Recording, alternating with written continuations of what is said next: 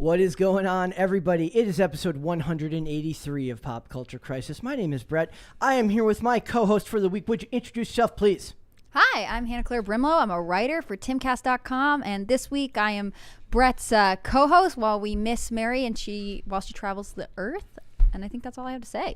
I was like, you were like looking down at your computer, and I'm like, if you could look up for a minute here, we're working. I like to make Brett nervous and show up not on his schedule at all. But it's worked so far. He seems to be adapting to my hostile takeover of a show. The puddle of sweat as I work my way through it all. The thing is, we've just been doing this together for quite some time. I even technically predate Mary. That I think I can, I can sense your anxiety, and I know when to stop. Like, your voice gets a little bit higher when that happens. Yeah, I get a lot of panic walking by my office being like, so the show. And I'll be like, no, Brett, I'll come up whenever. Anyways, Perfect. Thanks for joining us today, guys. Exactly. And we have a guest host today. Would you introduce yourself, sir? Hey, everybody. My name is Jamie Kilstein. Shout out to Mary, Don't Kill the Unborn, Jesus is Lord, and hello, crisis actors. Is that what she says? Yes, she says hello. Yeah. She says hello, crisis actors. Hey, already. And hey, everybody. I'm a comedian.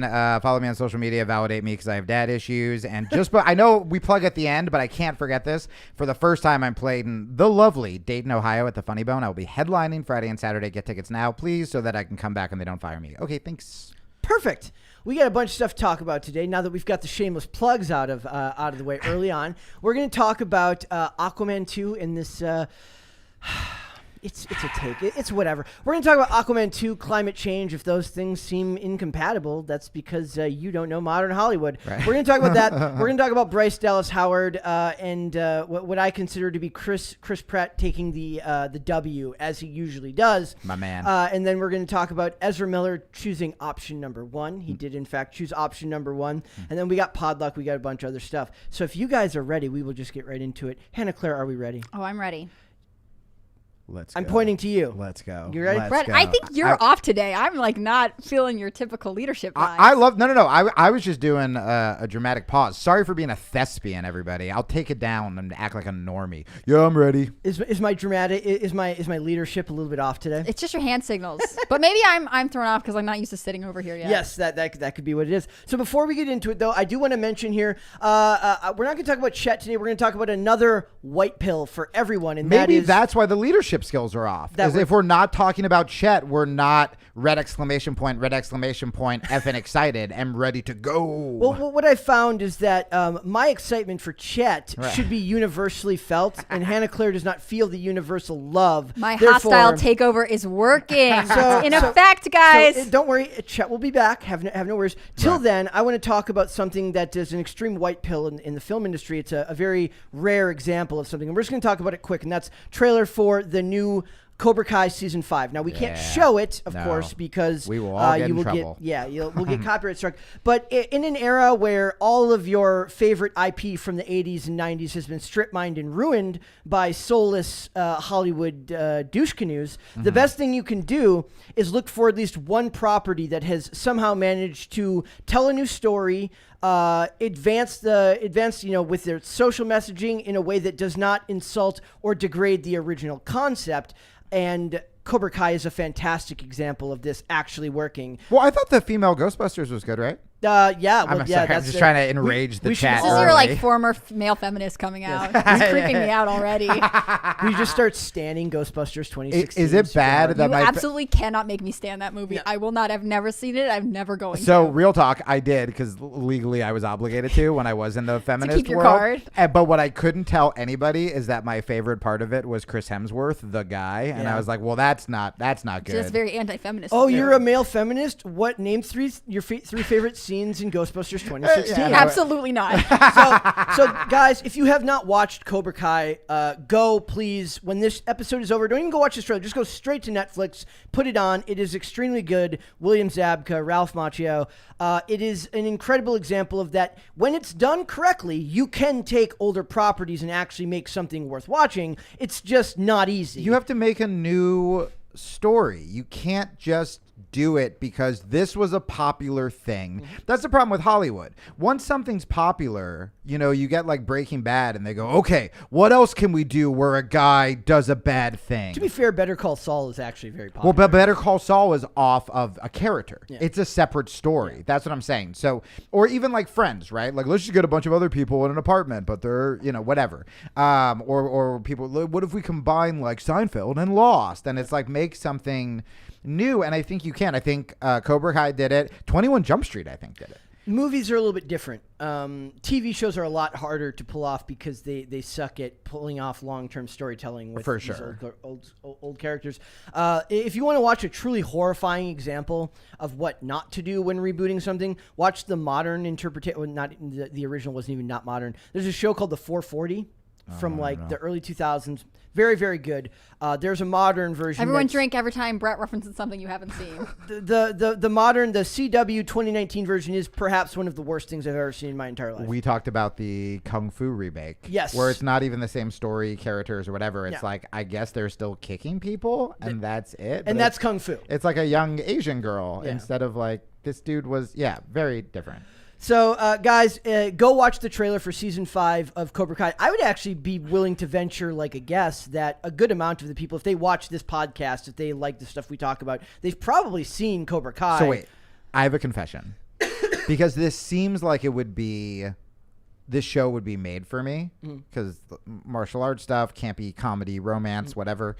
I watched the first season, and I liked it. I can't ask this question on Twitter because total humble brag. The creator follows me on Twitter. Yeah. I could not get into it. This trailer is so exciting. You're right. Every time I watch a trailer for a new season, especially when Ponytail Guy came back, because he was my favorite bad guy growing up in the Karate Terry Kids. Silver, yeah. Yes, I got very, very excited. But and what I thought was brilliant about the property is, I don't know if they ever said this, but it seemed like there was a YouTube video that went viral that pretty much configured the original Karate Kid movies to make it look like Ralph Macchio was the bad guy. He is essentially the bad. Yeah. The beauty of the show. How much of that do you credit to How I Met Your Mother? I mean, that was the whole Barney Stinson angle, that he was actually rooting. He was like, Ralph Macchio's such a jerk. He's just like, I've never seen Karate Kid, but like, he has this girlfriend, and then this guy like publicly humiliates him at the beach cookout. Like, when you have it re-explained to you, and that's what I think gave way to Cobra Kai. Now, I mean, I really think that's how not that this is the segment, but like, that's how influential How I Met Your Mother was. No, that's what I was thinking too. And so my problem with it, and even in the first season, Johnny's kid was so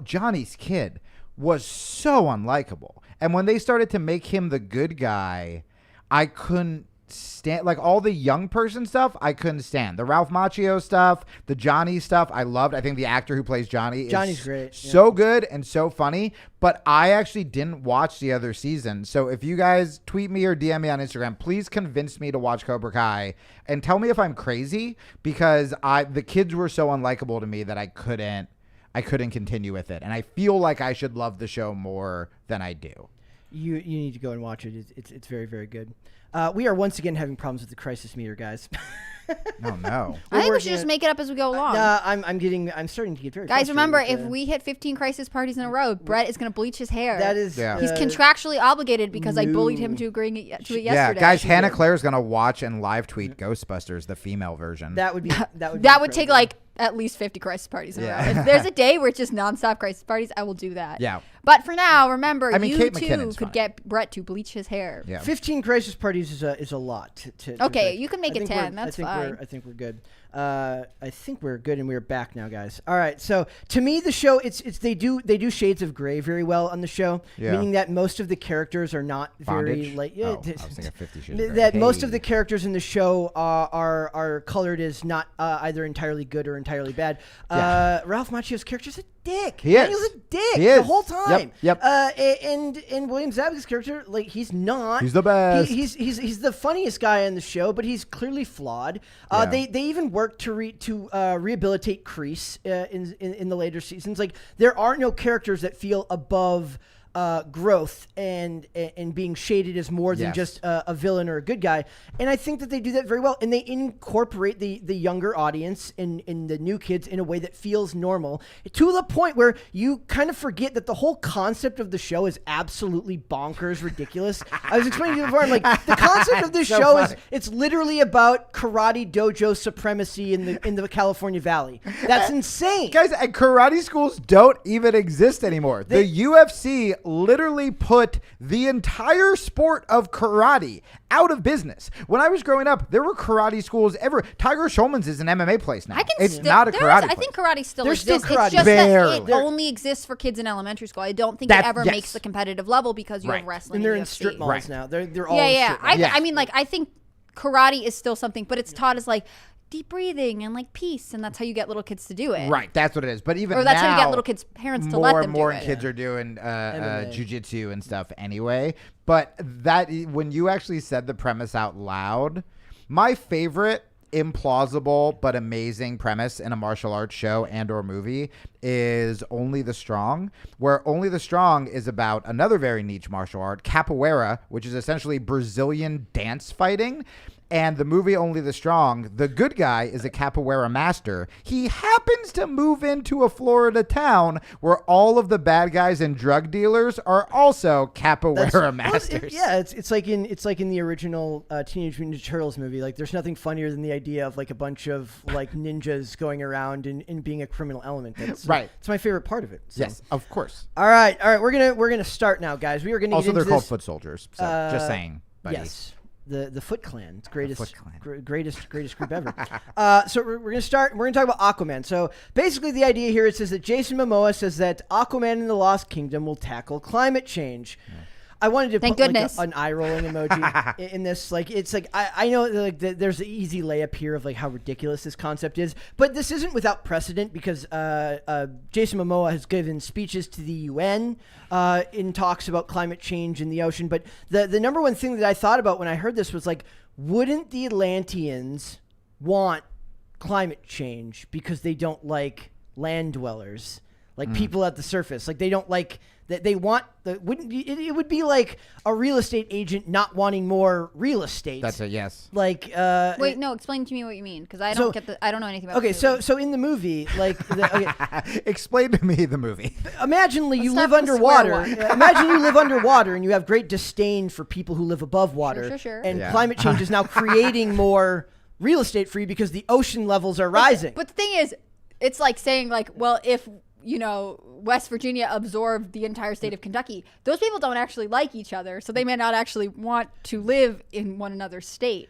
Like, if the people came with them, I don't know that the Aqua people would be happy. Yes? They would not. Well, no, because they would want to get rid of them. They want to take over. So the other thing, it's like I wanted to become water if only the people drowned. The thing that's funny about this is like not on my bingo sheet was the idea that I would get a movie that tackled both climate change and had Amber Heard in it. So what I think they should do is the ultimate heel turn and make Mara pro climate change in the movie and turn her into the bad guy. I like this. Do you think she's accepting that she's in her villain era? She's really fighting it, and she should just embrace it. She should go just full heel. So, yeah, that's what I'm saying. She needs to just turn her into the bad guy. Yep. And make her the heel in this. So it says a year ago, in response to Martin Scorsese's indictment of superhero movies, Aquaman star Jason Momoa, thank you, defended the genre as one of artistic merit he can use to touch on issues he cares about, such as the ocean and the environment. And Jason Momoa has a long history of doing environmental activism. So Jason Momoa, it would be really funny if the whole movie is just him screaming like climate change is what made me a fish man. Yeah. I don't know much about Aquaman, and I love superhero movies, but I could never get into Aquaman. First of all, shout out to Jason Momoa. I would marry him. I would let him do whatever he wanted. He does legit environmental activism. Yes. In Hawaii when they were protecting Mauna Kea, he was like out there. Like, he doesn't just tweet stuff, like he goes out on the front lines, which I think is really cool. And it's also just part of Hawaiians in general, right? Like, Hawaiians get, not to get all preachy, but Hawaiians get totally screwed over for tourism in Hawaii. We overthrew them, blah, blah, blah. The majority of them who can't afford to stay there because they're like, we are the ones who are stewards to this land, which I think is like really badass. With that said, anytime you try to base a movie around a message, it ends up being such sloppy writing. If something comes out of it, great. But if you go, I'm going into this, like the bad guy is climate change. My guess is this will be a smaller part of the movie than it likely will not be a huge aspect of it. It's not like Aquaman versus the CEO of ExxonMobil. So it says as per the outlet, Aquaman in the Lost Kingdom will see Momoa's character giving a speech to the United Nations, warning them of the disaster looming on the horizon in what closely mirrors a real life conference that the Hawaiian actor held at the UN earlier this year. Okay. I don't want to give too much away, but we really get to speed up what is going to happen to this Earth, and it's not because of aliens, he said. Aquaman 2's plot, while alluding to the sci-fi trope of invaders from outer space threatening life on this planet, as was the case in Justice League. And the funny thing is, this is like a recurring theme. I remember they made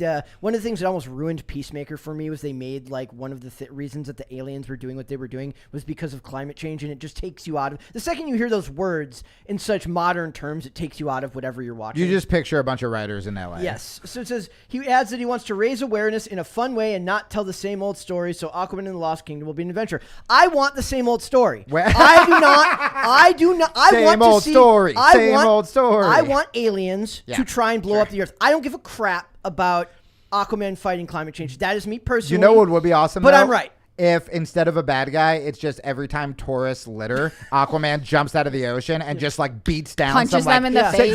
Just and he teams up with like Mr. Planet or whatever that Captain guy Planet. was. Yes, Captain Planet. Bring him back. Go. I think the thing is that's where they're making a mistake. They should keep Aquaman doing whatever Aquaman does, fighting aliens. I guess I would have assumed he fought like sharks, fire, or like something that dries up water. I don't really know. I guess that's why they think it could be climate change. But then they could relaunch Captain Planet, and they would have their a whole other thing. The fact that they haven't relaunched Captain Planet yet is actually kind of mind-blowing. As like a dark, gritty noir sort of. Yeah, like he's really bitter. I mean, to your point, I always appreciate when a celebrity is actually behind the cause that they like perpetrate. Yeah. And that's what I want to read his. Go ahead. And then I want to read he should have just left it behind to become Captain Planet and crossed over. Jason That was where his Momoa as passions Captain were. Planet would rule. Also, Brett, can I ask you? So, I've been so disappointed with DC that besides like the Nolan Batmans and the James Gunn Suicide Squad, I think we talked about this on the last one. I love Jason Shazam Momoa. is good. So we talked about that. I actually didn't like Shazam. Well, was Aquaman good? The first one? It was fine. It looked meh. Thank you. It was meh. Okay. But that's Is it worth watching? With DC, that's like the best you can hope for most of the time is meh. Yeah, like that's right. So I want to read. What an indictment of the entire. Which is But it's not wrong. The other thing he mentions that he gives a speech in the movie like similar to the UN. They did a similar thing with like T'Challa in Captain America: Civil War when they gave the speech to. It might have even been the UN. I think it might have been, yeah. But it's, I'm getting similar vibes to that. But yeah. I want to read Momoa's actual speech as best as I can here from his actual conference to the UN. He says, "Aloha, Your Excellencies, could you do it delegates." a little sexier, buddy? No, if we're doing cannot. Jason I'm sorry. Momoa, all right. Aloha. Is this some weird fantasy you're having? Let's do Today it. I stand before you as a singular representative of all island nations. I am honored to represent those who continue to fight as stewards of this planet. As a native Hawaiian born to a mother from Iowa, I have seen how one place can be oblivious to another. The issues facing an island can feel so far. The issues facing an island can feel so far removed from a place that is landlocked in the middle of the country. I would also make the argument that Hollywood has no idea how to write about the problems that are actually facing Middle America the way that they talk about the Hollywood doesn't know how to write about Hawaii or Iowa. Or Iowa. But to his point, though, he is correct. Yes. When like the majority of people don't know that we overthrew the Queen in Hawaii. They don't know it's pronounced Hawaii. You know how many girlfriends have been like, it's Hawaii? And I'm like, I'm sorry, it's not. He's also talks a lot about microplastics in here, and I get like Luke Rakowski like ideas. Like I'm See, there's crossovers from all kinds of ideologies. We got to get Momoa on IRL. However, with a foothold in two worlds, I quickly began to see how a problem for one will soon become a problem for all. As a human family, through innovation and creativity, we have elevated ourselves and perceivably stand as the most powerful beings on Earth. Yet our ego, our fear, and our relentless drive for profits, sorry, I had to say it that way, and our relentless drive for profits has made us the only species willing to force this harmony to force this harmony with the natural balance of our world. We are living we are the living consequence of forgotten traditions. We suffer collective amnesia of a truth that was once understood. The truth that to cause irreversible damage to the earth is to bring the same into ourselves. We, the island nations, and all coastal communities are the front lines in this environmental crisis. The oceans are in a state of emergency. Entire marine ecosystems are vanishing with the warming of the seas. And as the waste of the world empties into our waters, we face the devastating crisis of plastic pollution. We are a disease that is infecting our planet. That language scares the crap out of me. I wonder which writer wrote that. I know, right? We are a disease that is infecting our planet from the atmosphere to the abyssal zone. Abyssal zone? I don't know what that is. We are polluted. Like, that language at the end gets weirdly creepy. I hope he looks at someone and is like, sir, you are polluted. Yeah, like, that's like, so, like, at the very least, he cares about it. If they can turn this into a minor aspect, because what they say is they speed up the process of climate change in the movie, and that's how they you know who did do this?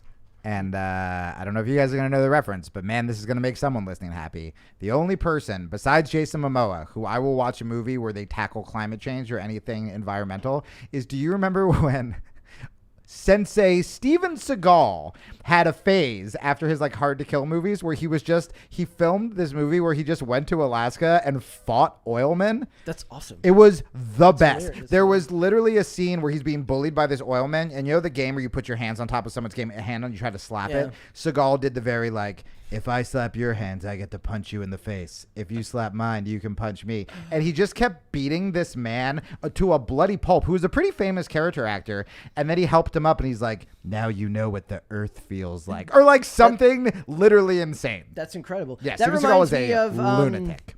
Somebody might know the reference better than me. There's a hilarious X-File episode early on where they're at like a logging camp. And it's and of course it's I believe Jason Beghe was the one who was in that episode with them, and it's like very like not as heavy-handed as it would be today. Yeah, but it was that's what I think of when I'm not gonna be able to pull it up. There's also a Rick and Morty Captain Planet spoof where he falls in love with like a girl Captain Planet, and she just starts going on essentially a murder rampage. Darkness Falls. This is actually a classic X-Files episode. It says a group of loggers working in a remote forest unearths thousands of deadly insect-like creatures that paralyze and cocoon their victims. See, you could do environmental storylines back in the day. You just had to not suck at writing. That's it.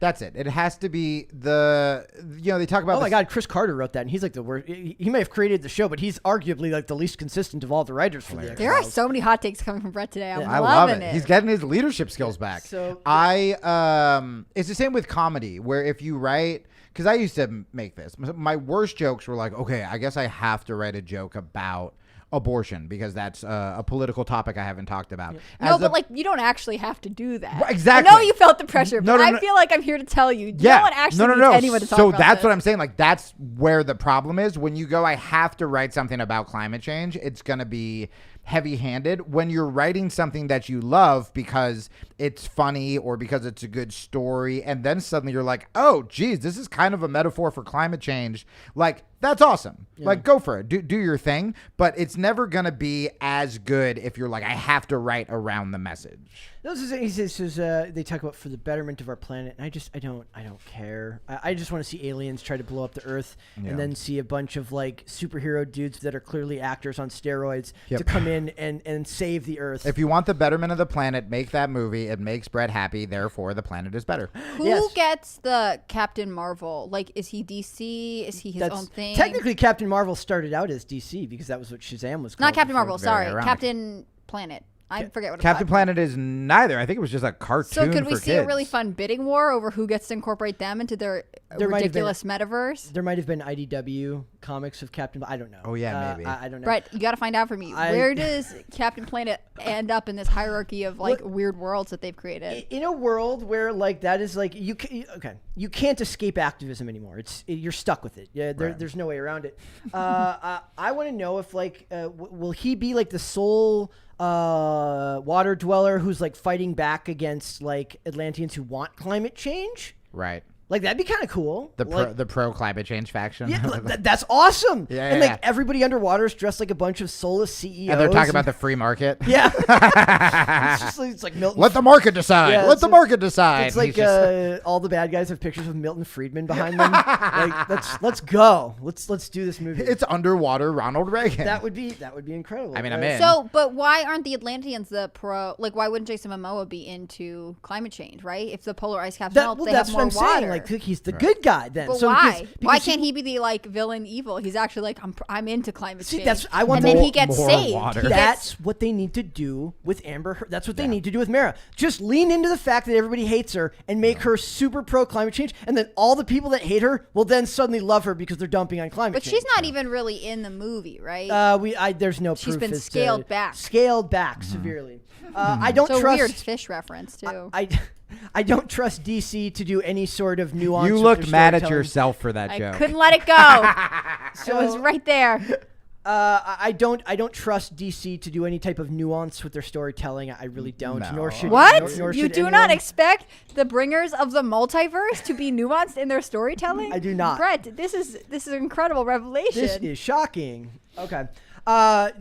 Do you think that this could work? Before we go to Super Chats, do you think that this is something that could work? I mean, look, I like Jason Momoa so much as a person, and I couldn't bring myself to watch Aquaman 1, which is not preachy. So it's like you put painful activism. And I'm not even one of those people. I wouldn't call myself even a climate change denier. I would say that humans do things to the earth that are bad.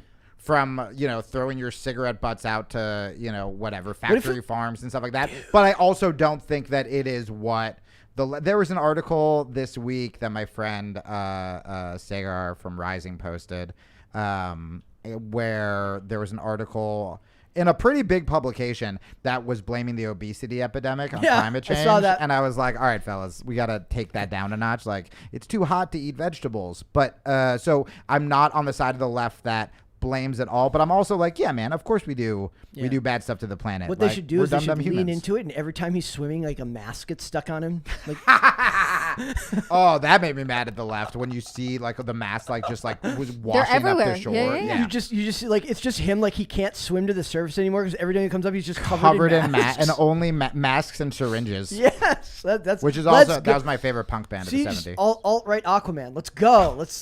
Yo, I mean, there's a huge movement on the right that's pro environmental conservation, right? Yeah. They're like, this is our family, or this is our planet. We got to protect it. Like, we always ascribe it to a left-leaning thing, and it's really not. What bothers me is that, what is this movie gonna do? Are we donating proceeds to some kind of clean out the ocean effort? Are we like just using it to call people to the theater? Like people who wouldn't normally see Aquaman, who like the environment, they're gonna be like, well, I could go see it because I want to know. Like that's a good point too. It always is tied to emptiness to me, which bothers me. When you were a kid, do you remember were there any preachy movies that we saw where the message because what they'll probably say is, oh, it's for the children to see, but I never walked out of a movie registering any messages besides like be kind. I mean, don't the bully Lorax people. is the most famous example of like in pro or like environmental theology that's like taught to children. Yeah, and I was just like, those pictures are cool. I don't know. I think now most of it is not necessarily because the messaging is as heavy-handed as we think. It's because we know what's going on behind the scenes, that what the studio executives are thinking of, and we know what these actors are saying on their social media, so it seems more blatant.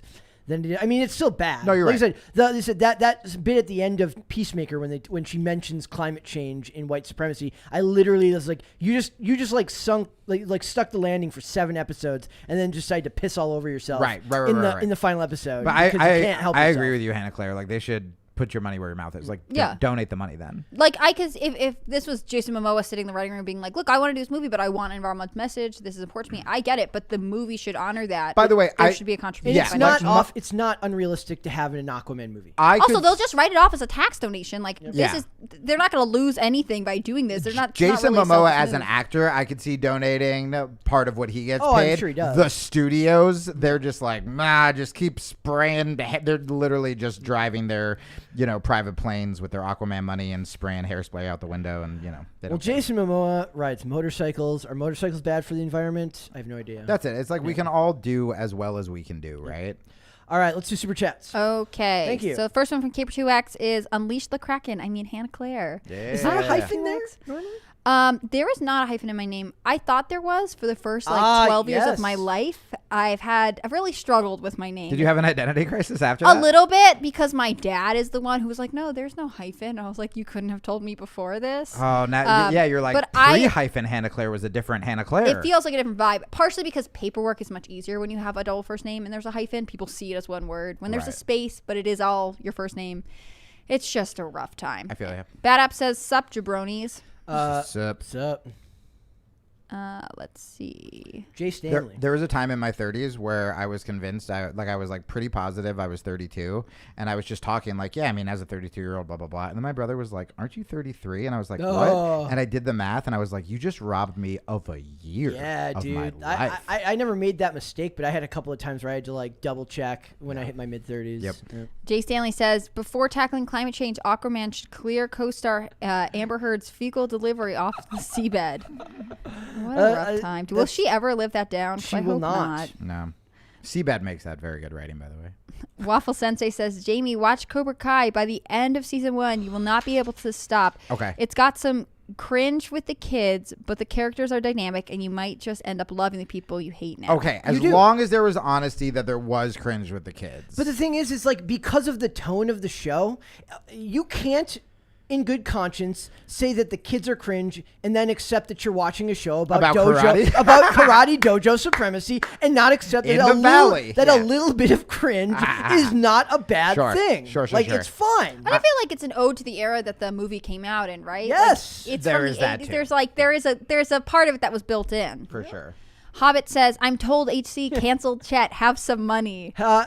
I'm all powerful. Chet is not goes canceled. straight to my ego. Chet is on break today. Yeah. Chet can't be canceled. Just coincidentally, Brett decided today wasn't the day. Yes. You know, we need to enroll Hannah Claire in Chet's coaching program. Hank's fit. You absolutely could not. I feel bad because, like, I actually respect what he's doing. Like, I do think if people need a positive message and motivator, like, it's good to be that person. I just can't take him seriously all the time, and also better than Colin Hanks. It's a lot. I feel like right now he's going through a growth period with his career, right? It's in flux. He was like trying to be a white boy rapper for a minute, and maybe that's on the back burner. And now he's like a fitness coach. Pivoting. And the thing is, with the pivot, I couldn't come with. I wasn't there in the beginning, and he hasn't scooped me up. Sure. I like the idea that Hannah Claire's just really mad that he's not white boy rapper anymore, and she's got because I was a huge fan of that. She's got white boy summer posters in her room everywhere. Did you not listen to me? You never listened to me. No. I mean, again, like, if he wants to be a motivational speaker, I'm happy for him. I think it's good to be a positive person. I'm just saying, you know, let's not make him the saint we seem to be on track to canonize him as. Okay, James Orenthal Noen says, please have Jamie read, and I can't say it. Oh boy.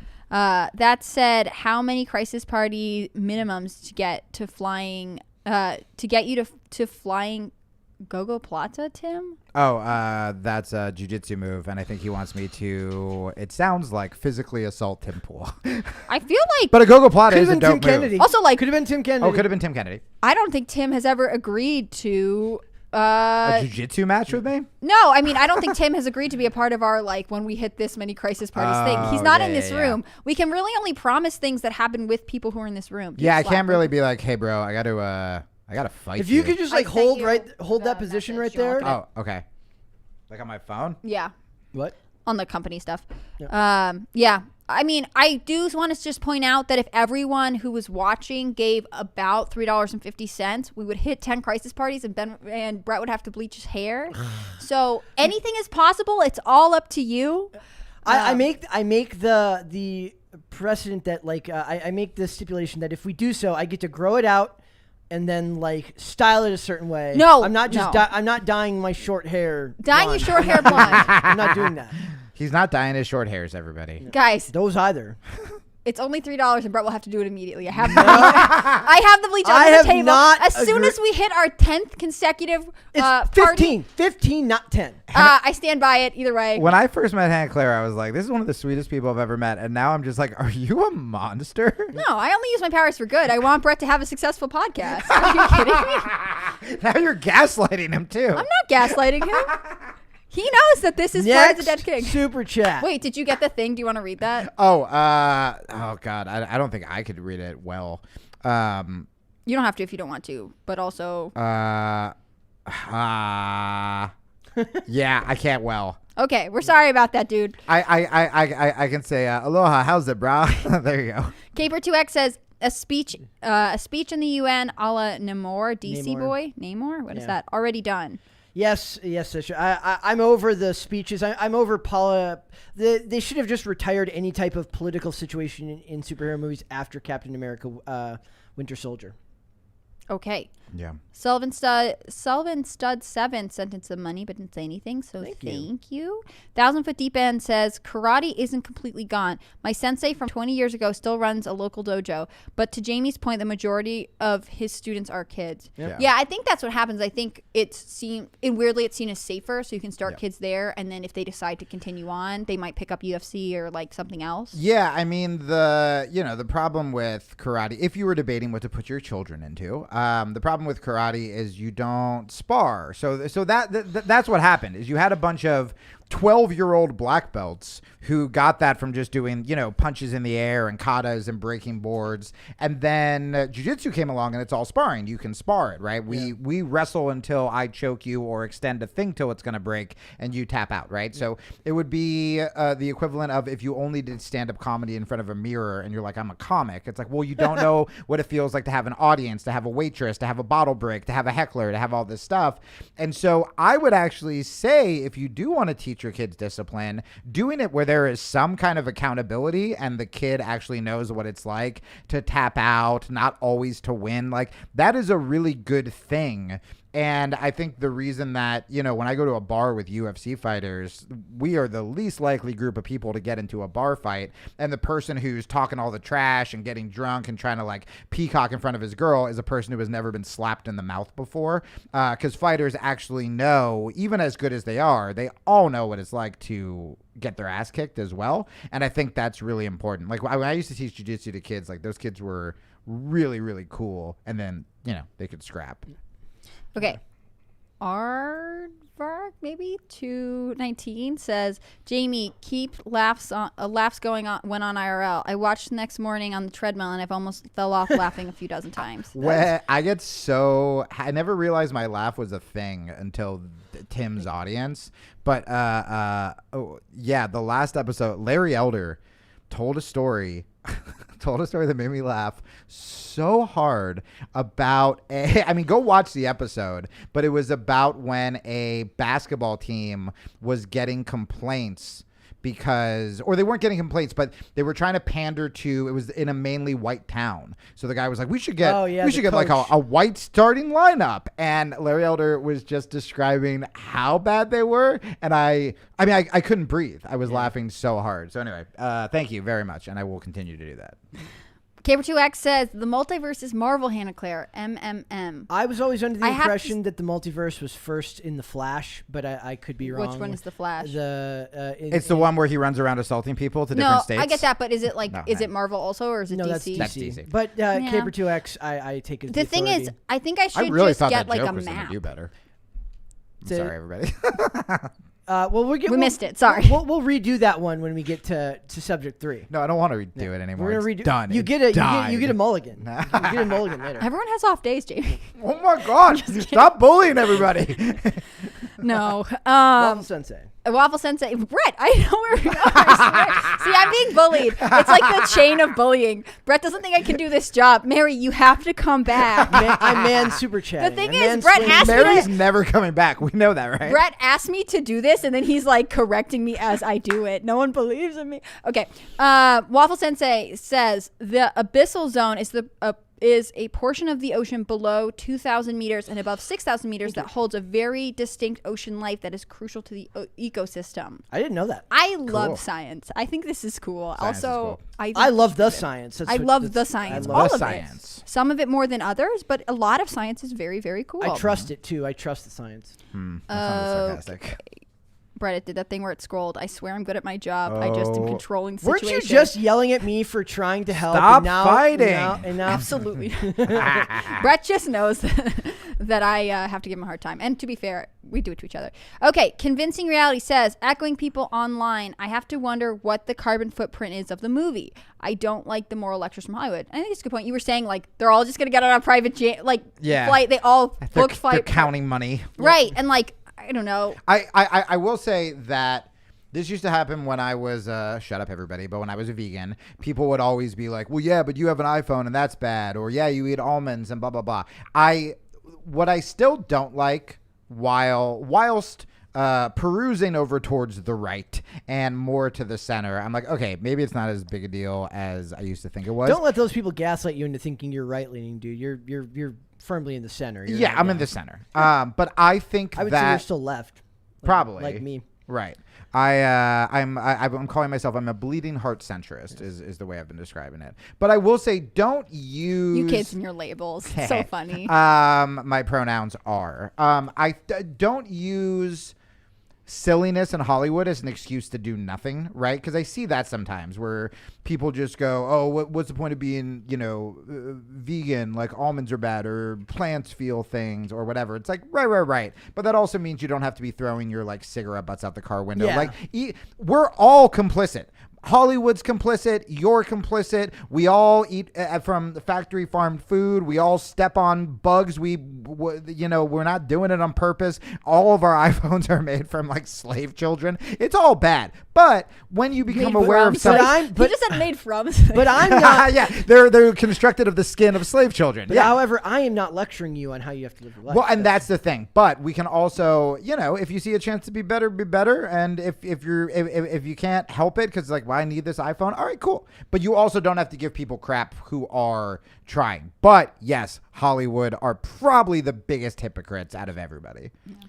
Nessa Lennon says Captain America is produced by DIC, Sailor Moon / Inspector Gadget / Speed Racer. When are they going to bring back Inspector Gadget? That was didn't a they classic. try that? They tried that like 10 years ago. Was it Steve Carell? And we just can't beat the original. Yeah, I mean the original was great. I know. I'm not against that. it. And did they ever try? Oh, they did try to do this. Maybe this was also there was a Steve Speed Carell. Racer one not that long ago too. That looked bad.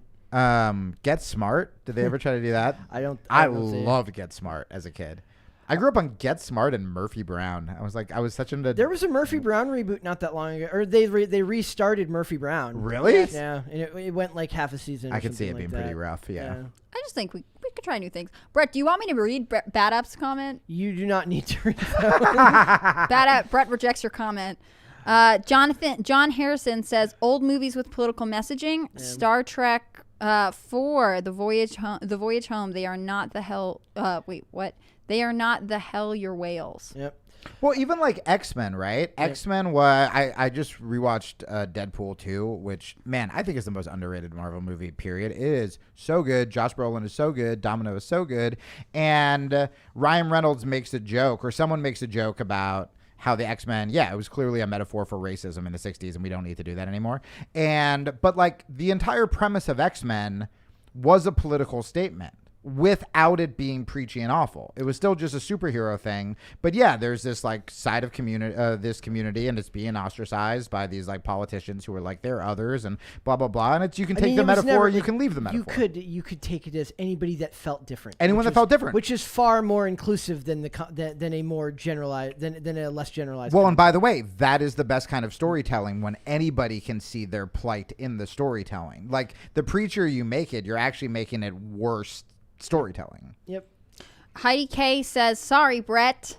Thank you for contributing to the Brett's gonna bleach his hair if we get 15 consecutive Crisis Party funds. I just did the math again now that he's saying it's not 10, it's 15. If everyone who's watching contributes $4, Brett will bleach his hair. Let's go. In fact, I will probably do it for him. Let's go. I think this is a great game. Get 20 and we're marrying Hannah Claire off. Let's do it. Absolutely not. Let's do it. Marrying Hannah Claire off at 20. Yep. 20? Come on, Brett. Yep. Walker, Texas Danger says, at 10 Crisis Parties, Brett bleaches his hair 15. and Hannah Claire joins Hank Fix. Meet each other halfway.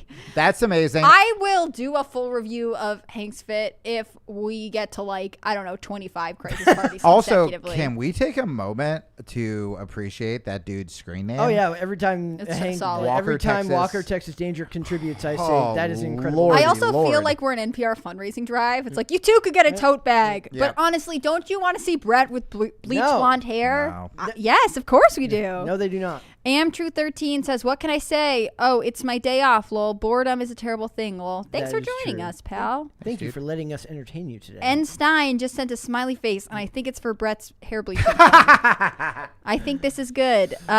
Thank you, Bad App, for that last one there. Am I not supposed to read it? I don't know. Yeah, I think you can read that one. Go ahead. Okay, Bad App says, Brett will get so much tang with bleached hair. Nice.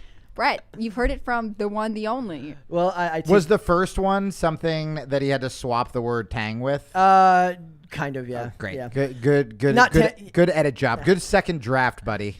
All right, we're going to move on. We're going to talk about Bryce Dallas Howard, who says that she was paid so much less for the Jurassic World trilogy, so much less than Chris Pratt. Than the star of the movie? Yes, than the star of the movie. So Jurassic World star Bryce Dallas Howard says she was paid so much less for the trilogy than Chris Pratt, though co-lead helped negotiate deals on ancillary revenue. Well, ancillary revenue is how you make your money in that industry. Mm-hmm. So basically the idea here is, the world is awful and everyone should make exactly the same amount of money all the time. It says, around the time of Jurassic World, the Jurassic World sequel, Fallen Kingdom, in their 2018 release, reports surfaced of a pay gap amongst the film's cast, with Bryce Dallas Howard making $2 million less than co-lead Chris Pratt. However, will they survive? She made a total of $8 million for the 3 movies. Well, he made they said so he made $10 million for the 3 movies. What's funny about this is he had just come off of Guardians, right? He's a bigger actor than she is. I don't understand why this is confusing. I didn't know who she was. That's Ron Howard's daughter. I didn't know who she was prior to this series. I couldn't tell you anything else. I couldn't tell you what she was in. She's great. She's beautiful. Whatever. Yep. But Chris Pratt has been working and building for a long time. It's not surprising to me that he charges more per hour. That would be like her making her directing debut and being mad that her dad makes more. It's like, your dad is Ron Howard. Yep. She directs too. She's done several Star Wars episodes. I hate when they misconstrue the gender pay gap, which is supposed to be equal pay for equal amount of work, which is already misconstrued as it is. But in this case, they're not doing equal work. He's the star of the movie. He also was better known, so he's not considered. Yeah, this is the thing. If you're doing the same amount of work or you have the same amount of fame, yeah, dude, of course I want you to make the same amount of money. But it's the WNBA. They can't make as much as NBA players because nobody watches They don't make any money. Yeah, if people watched it. That's literally funded through the NBA. The NBA basically subsidizes. They have to. It's like the NBA's charity project. She says, the reports were so interesting because I was paid so much less than the reports even said. So much less. She said said in the published piece earlier Monday, as part of the campaign for Jurassic World 3quel, Dominion's home entertainment release, when I started negotiating for Jurassic Park, it was 2014 and it was a different world, and I was at a great disadvantage, and unfortunately you have to sign on for 3 movies, and so your deal's set. She should have negotiated for more. Mm-hmm. If she's not, then that tells you that it's got nothing to do with you. It's got to do with the role. Yeah, guys, we didn't learn that women make less. We learned that women are worse negotiators. Yeah, they are. They're terrible that is actually the. This is documented over and over and over again. That is actually I'm not even kidding. I thought I was just making an edgy joke. No, sociology beat you to it. This is just the way it is. Women treat negotiations differently. They come into things. They don't approach asking for things the same way men do, and so it's just totally different. But she goes on to say that Chris Pratt is the one who was like, "Don't worry, I'm gonna help you in whatever way I can. I'm gonna negotiate for both of us." So we're painting this as a evil Chris Pratt, that Bible thumping white guy, I actually happened to earn more than sweet Bryce Howard. It's so annoying. I did 2 thumbnails where one talks about her earning less and one talks about him coming to the rescue and helping negotiate for higher. So which one's worse? Is it worse that she earns less, or is it worse that the straight white male who's Christian came in and saved the day? The thing is, it's not bad that she earns less because they are different. They bring a different amount of value to the table. They both are good, but which is why they lock him down for 3 movies rather than than doing also one at a time. She's not earning less than every man on set. Who is she earning? Right. If the dude who was she's earning less than the lead actor. Yes. Who is more famous than who is the lead actor? If she was earning less than the dude who makes the raptor noises, I'd be like, all right, this is a little insulting. He's really good. He's got the cornerstone on his profession. The thespian of the raptor world. He's top dollar. I mean, you have to really pay for him. You're not allowed to make eye contact with him backstage. He's very demanding. There is a Hollywood obsession, especially among the females, with the concept of fairness in pay. right now. I mentioned the 355. Everyone knows that Jessica Chastain fought for equal pay amongst the 3 leads, even though she carried a greater name than I forget who the other 2 actresses were in that movie. But the point is, your name is one of the most important aspects of who you are in Hollywood, and it carries weight and it carries value. Yeah. So you do all this work, you build up your name, or if you're Chris Pratt, you start off on TV, you work your way up to making Guardians of the Galaxy. Now you're helming your own franchise, even though you're an unlikely action hero, to be completely fair. Yeah. He's kind of like a modern day version of like an action hero so far as we allow that to exist. And his name, the work he's done previously, all adds up to what he's worth. And it seems like they have a constant need to degrade what you've worked on in the name of what everyone else deserves, not what you deserve. Yeah. I mean, it would be one thing if like Chris Pratt was a second or third character and the lead was like the movie's about Bryce Howard and like he makes a cameo or whatever. This is actually something I mentioned. I shared that like ridiculous review earlier of like the episode of Hawaii Five-0. Something that happened with that show was the guy who plays Steve McGarrett, Alex O'Loughlin, and Scott Kahn were the leads of that show. They played the leads, and then Daniel Day Kim and Grace Park were secondary. From Lost? Yes. That's right. So they were secondary characters, and they made obviously Dano, the guy who played Dano, the guy who played Steve, made more money because they'd been the helm of the series for 8 years, and Daniel Day Kim and Grace Park walked away in like season 7 or 8 because they weren't making the same as the stars, which made no sense because at that point it's become an ensemble show, but it's still their names are still the first ones that come up when you look at the credits. Right. They've built the franchise around those 2 people, and they walked away and then claimed it was because of discrimination. No. This makes it worse for women. Like when you are complaining about something that so obviously does not have to do with gender, people take, like, are there cases of women being treated terribly in Hollywood? Yeah. Are there cases of creepy guys in Hollywood? Yes. Are there cases of, maybe a woman should have been being paid more and got, taken, like, yes. All of those things exist. But if these are the stories we're talking about, when those real stories or those real complaints do come up, no one's going to take it seriously because this just sounds like spoiled, privileged crap. Yep. This was if I have it here, the quote that this guy had talking about them. This is not about obviously the main story. It says, I might not be able to find it here. Okay, so he says, on the departure of Grace Park and Daniel Day Kim from Hawaii Five-0, both actors chose not to extend their contracts. CBS was extremely generous and proactive in their renegotiation talks, so much so that the actors were getting unprecedented raises, but at the end of the day, they chose to move on. No one wanted to see them go. They are irreplaceable. They did the right thing. Even if they felt they were worth more, you can agree or disagree on whether that they were worth as much as they were offered, but they walked away, and that's what you should do. You cannot walk away from the 3-picture deal before the 3 pictures are done.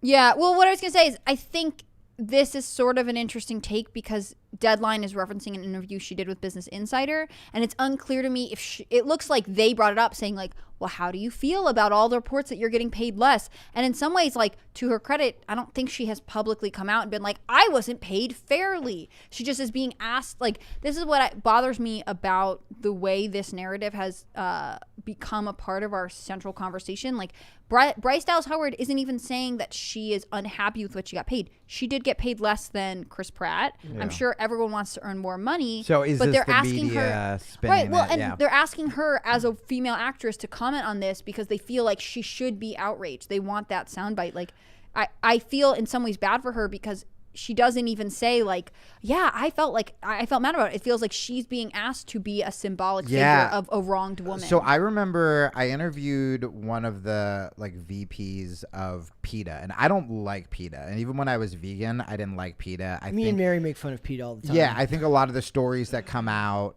about PETA make vegans look really bad and probably have a bunch of people like spite eating hamburgers, right? But this is really interesting, and it kind of is similar. I asked this guy, I go, hey man, there's so many bad things that everybody can agree on with like factory farming and stuff like that. I mean, hunters agree. I'm friends with Rob Wolf, the best-selling paleo author. He agrees. You know, why aren't we all talking about factory farms? Why don't? And then this was at the time that a story came out that PETA was outraged because Barack Obama killed a fly. And he goes, what happens is press calls them and they go, how do you feel about Barack Obama killing a fly? And they go, well, we don't really care. We're focusing on this big issue. And they go, right. But if you had to comment on Barack Obama, and finally they just go, I don't know, man. If I have the choice, I'm not going to kill a fly. And then suddenly it's PETA comes out. So a lot of times it is press manipulation. Yes, the media does an absolute disservice to the actors who might just be trying to mind their own business. Which, because Bryce is going to look, if I was Chris Pratt and I was trying to help her out and I just see this headline, I'm going to be like, oh, homie, are you throwing me under the bus? But I bet they don't. Could be the media. They know the game. I mean, I feel like especially like from what I've understood. Well, I'm a sensitive snowflake, guys. But so I've only seen a couple interviews where they like talk about how their kids hang out. Like they seem to have built a relationship outside of this. So presumably, you know, they aren't saying like, how could you say this to me? She's they know gonna, each other call well him enough on the way home. Yeah. Right. But to a certain extent, this could be true of anyone else who thinks about maybe working with Bryce Dallas Howard. Like, oh, maybe she's going to be a problem and she's going to complain about this. Like, right. I would hate to be forced to be the figurehead of a trendy issue that I actually don't feel involved with. Right. Yeah. No, it would be cool if she was just like, I made enough. I mean, what she said, like, was like, yeah, I made significantly less, and then, but also Chris Pratt offered to help me negotiate. So what's the... Is $2 million significantly less than the dude who's literally the star of the movie? Right. I actually disagree on that. That's a good point. I mean, she's acknowledging she made less, which she did. I mean, that's what I think. If she tries to lie and be like, no, I made what I earned, all the feminists are going to be like, how could you even say that? Right. She's kind of in this impossible like, she has situation. to respond to it. They kind of like, it's like, you know, journalistic entrapment, like need her to comment on it and she has to walk this weird line. I feel bad for her. But in that being said, I have a lot of sympathy for her because she's always seemed perfectly nice in all the interviews I've watched. I have no actual understanding of what she's like. Yeah. I actually I love that like the guy had to come through and save her on the negotiations Very too. funny. He's like, don't worry, I'm going to take care of it. Oh yeah, don't worry, sweet tits, I got this. I love traditional gender roles. I'm all for it. What I will say is that Chris and I have discussed it, and whenever there was an opportunity to move the needle on stuff that hadn't already been negotiated, like a game or a ride, he literally told me, you guys don't even have to do anything. I'm going to do all the negotiating. We're going to be paid the same, and you don't have to think about this, Bryce. It's like, is he, your husband? What a hero. Like, Bro, what a hero, Every dude. time I come on this show, there's a different article about Chris Pratt that's supposed to make you hate him, and it just makes me love him. I think I became religious after the last one where I'm like, if Chris Pratt believes in God, I want to go down that route. She says, I love him so much for doing that. I like the idea that she's like a big Arnold Schwarzenegger fan and like wants to get close to him because he's married to Schwarzenegger's daughter. Oh, interesting. Yeah. I just pictured him swinging in on a rope to negotiate a contract for her and then swinging out. But that's like what they're saying. Like, he is this like, I mean, they're trying to present it as like he's this alpha man who's trying to push her out of negotiations. Girl, she negotiated her first 3 contracts and didn't go that well. That's why this other stuff matters. Yeah. Yep. So Chris Pratt rules. He's my Chet Hanks. When I was taking my notes, I just wrote typical Chris Pratt W.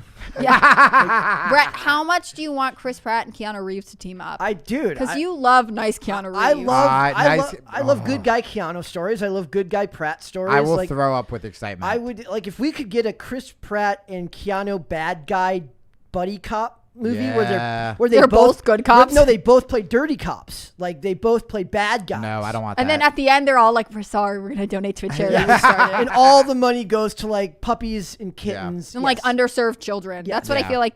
That's what their charity. So is. Bryce Dallas Howard. They would find the most inoffensive charity to give to. Like it's not political. They're like, no, I think it would be a shelter. It would be a puppy shelter. I'm not even kidding. I think it would be like something to like offer support to underserved children. I also want to point out this was what made me want to cover this originally was just the framing of the headline. This is just a repeat of the article, but it says Bryce Dallas Howard says that she made so much less than Chris Pratt on the Jurassic World movies, but reveals how her co-lead made things right. Somehow implying that the right thing to do was for him to negotiate less on his own behalf so that she could make more. I mean, like, I think it's nice of him to be like, no, we're a unit. I'm gonna like advocate for you too. I'm sorry that your agent got you a terrible deal in the beginning. Like that's wrong. Yeah. Oh! Guys, 14 to go, and then Brett bleaches his hair. Let's go. I'm just saying, like that's framing right there. Like that they're framing it as that one is right and one in that him like just saying like, "Oh, you get what you get." Would be What if wrong. he had been like, "No, I'm glad you're getting less than me." Yeah. Like, then they would have been like, "Finally, the narrative we needed." He's like, get in the kitchen, lady. I don't even know why you're here. Make us snacks. That would be hilarious. Make us snacks, and then you can't eat any because you got to keep those birthing hips looking Oh hot. my gosh, look at this money. This is happening. Let's do super chats. Okay, KB2X says for bleaching bread. Oh boy. In the 1960s, the X-Men was how Stanley took on the civil rights movement. He was also Jewish and understood discrimination. Yeah. Yep. And it's a classic, right? I Totally. feel like people don't understand that, like, you don't have to. And just you didn't quote. need Cyclops going in front of the UN being like, "We are like black people and Jews." It's like it was just good storytelling. Like we get it. I just want I want mine. Like I watched Demolition Man the other day. Yeah. Which is a fantastic Go on. satire. Like I want more. I just want ultra violence with no story at this point in my movies. I don't want any because they can't help themselves. So I actually want the movie to make as little sense as possible. I just want it to. I just so profoundly disagree with this, but again, like, I just think we should hold ourselves to a higher standard. We expect more out of the people who are producing entertainment. Like, we shouldn't pay for the worst garbage because then it's like, okay, cool, let's continue to produce garbage. Yeah. Well, and if they can make garbage with no political message, I'm fine. Well, and there's a bunch of people who would then take it as like they're willing to spend money on this. It must be good. It must be what they want. Like, they don't understand that you're like, yeah, I guess, whatever. Well, you can make good, like, to Brett's point, there was a phase, I wrote this whole rant in like this script I have about this, where there was a phase where they were trying to make martial arts movies. They were trying to give a plot, but it was still the crappy writers of martial arts movies. So it was these like Jason Statham movies that had like one fight scene, two fight scenes, and then just these terrible, like convoluted plots with Jason Statham, and it was horrible. Did you see Wrath of Man? No, that was the whatchamacallit. Ritchie. Yes, yeah. No, I was curious about that one because that one looked like it had a story but could be decent. Wrath of Man is pretty good. But like my favorite is still Transporter 2. Like guy has to drive a guy somewhere and fights everybody. Like that was it. But my favorite martial arts movie of all time barely has any dialogue, which is The Raid. Yeah. But you watch The Raid and the fights are so cinematic. The storytelling is within the fights. You don't need some dumb plot and a martial arts actor trying to act. If you want to see something truly awful, in the best way, I do. Watch the Transporter TV show. Oh, I tried, I think. It's so bad. It was bad, right? And I loved every single bit of it. They tried to do a Bourne one, too, and I love Bourne. I never saw it. Oh, I didn't know about that. Yeah. But there's a, I think it was called Treadstone. Chris Vance was the Transporter. Oh, no. And Chris Vance is a fantastic TV actor, but he is no Jason Statham. No. The Transporter 2 ruled. I saw it in the theater 3 times. Chad Mobley says Don Cheadle played Captain Planet on YouTube. They did a YouTube remake, or you saying? Or was it like a sketch? I think it might have been a sketch. Probably a sketch. That's hilarious. Like I said, we'll end up getting a Captain Planet movie eventually. Dark, gritty reboot of Captain Planet. That's what I was saying. Yeah, make it like noir-ish. That's awful. It's they terrifying. don't want their powers. Are we on 1,000 Foot Deep End? Yes. Okay. Yeah. Every time I try to tell you where we are, you yell at me. You've conditioned me to ask for your help. You're like Chris Pratt, trying to always save the day. Hey, mom and dad, cut it out. 1,000 Foot Deep End says we're still beating a dead horse about pay gap. Beating the dead pay gap horse. Yes. I mean, the thing is, earnings gap. Yeah, and to be fair, the girl that beats the horse makes less. I think this is just the most. It's like both a useless topic, and we have to keep talking about it because it's always misconstruing data. Like it's so misinterpreted that it bothers me so much. I like when people report with accuracy, and this is a topic that they never report with accuracy. Tim mentioned on like one of his segments earlier, he said that millennial women make more than millennial men. Mm-hmm. Is that true? I have to look at the data, but like I trust him to fact check himself. I'm going to start talking about the gender pay gap and not tell people I'm talking about men, not women. The other argument is that more women are going to college, and so more women are taking on student loan debt. So even if they're making more, they're ultimately still... Oh my God, we're going to have a gender debt gap next. Yeah, there's going to be a gender debt gap. And then they're going to be like, how could we let this happen? It's like, because you propped up this broken system. Anyways. I became Christine, what's her name? Hoff Summers? Christina Hoff Summers. She came to one of my shows in Toronto, and we kind of became buddies. And I remember just all I heard about her was that she's just this evil witch who hates women. And then I started like reading the stuff she wrote about the pay gap, and I was like, oh, this isn't even her being mean. It's just there were facts that I thought were one way and they're actually not. Like stories like this, where you just have to look at it a little. Well, it's the women. It's like just, no one's rooting for a gender pay gap. I am. Well, right. Well, but part of that is because when you Based send Hannah women Claire. to the workforce, you're just doubling the workforce. They never increase pay, and it also puts more strain on family life. Like I think collectively, if we said there was a gender pay gap, but because women were having the option to stay home more and the family was more secure as a unit, Right. like, I'm all for it. Totally. Josu says Hannah Claire has a great face. Thank you. I grew it myself. Not a hyphened face. Enstein says they should donate to that hospital Heard bailed on. Hey, that's a good idea. Yeah, she never paid off her. We got to check in with Elon, see what he's doing to cover her debts to charity. Stop taking these like pledges as donations. A pledge is not a donation. Oof. Bad App says Jamie would bring the gay to the sassy gay boys. Yeah, Have you heard about this subculture that we have going on Pop Culture Crisis? No, but I guess I'm doing it. I guess it's when Ian and Dane and Brett are on. Yeah, it was an all guy. It was an episode for the boys. Oh, I'm in. Terrence Rice says couldn't wait. Yep. Terrence Rice says sorry, it jumped on me. Couldn't comment earlier, but I've been listening. Look up Don Cheadle, Captain Planet. You won't be disappointed. Makes little sense and is violent. Oh, I love it. Let's go! Guys, we've been taking a pause from our live stream so Jamie and Brett can live out their dreams. I'll be back in like 15 minutes. What a so fantastic excited. review for you two. This is the best news I've heard all day. Okay. The Last of My Kind says Stanley denied the civil rights claim. Ooh, we've got some controversy in the interesting. chat. The authors in the 80s started the civil rights narrative. Hardcore Henry, all violence movie recommend. Yes, Hardcore Henry. Frick yeah. I love the idea of Stan Lee being like, keep blacks away from me. And you're like, oh no, Stan Lee. No, it was just they're saying that like that got like I remember people talking about this, but I didn't make that comment earlier because I'm not well enough informed on this. I just knew it as sort of like a urban legend or whatever, and not Bad App says, is there a pay gap on PCC? Pop your top off, Brett. That's going to cost extra, my friend. Yeah. I'm sorry. I also want to point out that his chest hair is dyed blue already. Terrence Rice mentioned couldn't comment earlier. I don't know if he meant like couldn't as in wouldn't allow them, but I've had people tell me that they've tried to send super chats and it won't let them. Oh, interesting. We're being oppressed because we're so cool. We are. so cool. There is a chat gap here. The thing is, at I'm Pop Culture such a Crisis. like boomer that I'm like, how does technology work? I don't have no understand. idea. Yeah. All right. I thought this was real money for a while. That's we had like contractors in here the other day, and Yeah. I'm like looking at the money, and they're looking at me, and I'm looking at the money. I'm just like, don't worry, it's yeah. It's real. It's real. Guys, stop. It's real. Jeez. All right, Kayfabe. It all goes right to my bank account. That's what Mary used to say, but haven't seen the deposit. All right, we are moving on. We are going to talk about Ezra Miller. Cross the name off. Because you just can't help it. We can't. Well, I wasn't going to cover this. Well, but then- he can't help it. Yeah, this is his fault, not mine. I It says, think he could help it. the Flash star Ezra Miller is seeking treatment for complex mental health issues. I love You the don't idea say. that finally he was like, you know what? I do got some issues. Maybe I should. See, but someone does about that this. mean it's like authentic? Like I feel like it's always No. just like he has a lawyer who's like, please, this is the only way to try and get you out of your multiple issues. So there was a statement made where they said that Warner Brothers basically had three options. One is Ezra Miller admits that he's been screwing up. They've been screwing up.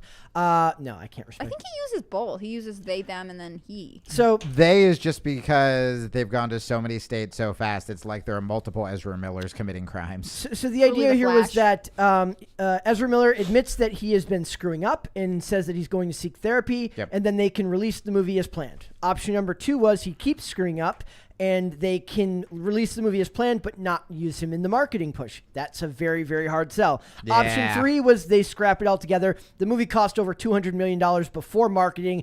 There was never any way, shape, or form that was happening. Sorry, Batgirl. And this is the same. Yeah. Sorry, Batgirl. I like option D, where they bring a bunch of random young teens and some stolen alcohol to a house and lure Ezra Miller there and then trap him while they try and get this like promotion off the ground. You wanted to catch a predator, Ezra Miller. Wouldn't that be so great? Where he's like, I'm here, and you have the camera. and you say something that he thinks is going to be appropriating cultures. and then Chris Hansen comes like from behind the curtain. But and no, is I like the Behind, idea like, that a it's like I'm gonna karaoke need you to bar. take a seat. I like the idea that it's like the game Mousetrap and then the thing falls on him. Yeah. So it says the Flash star Ezra Miller says they are seeking treatment for complex mental health issues. In a statement, complex indeed. In a statement provided to Variety by a representative of the actor, which makes this the most hollow apology in the history of all hollow apologies. Yeah, geez, the hired person who was paid money to write a lie. Miller broke their silence about the troubling behavior that they have exhibited in the recent years, which has led to a series of legal issues, assault, abuse allegations. Miller also apologized for their actions.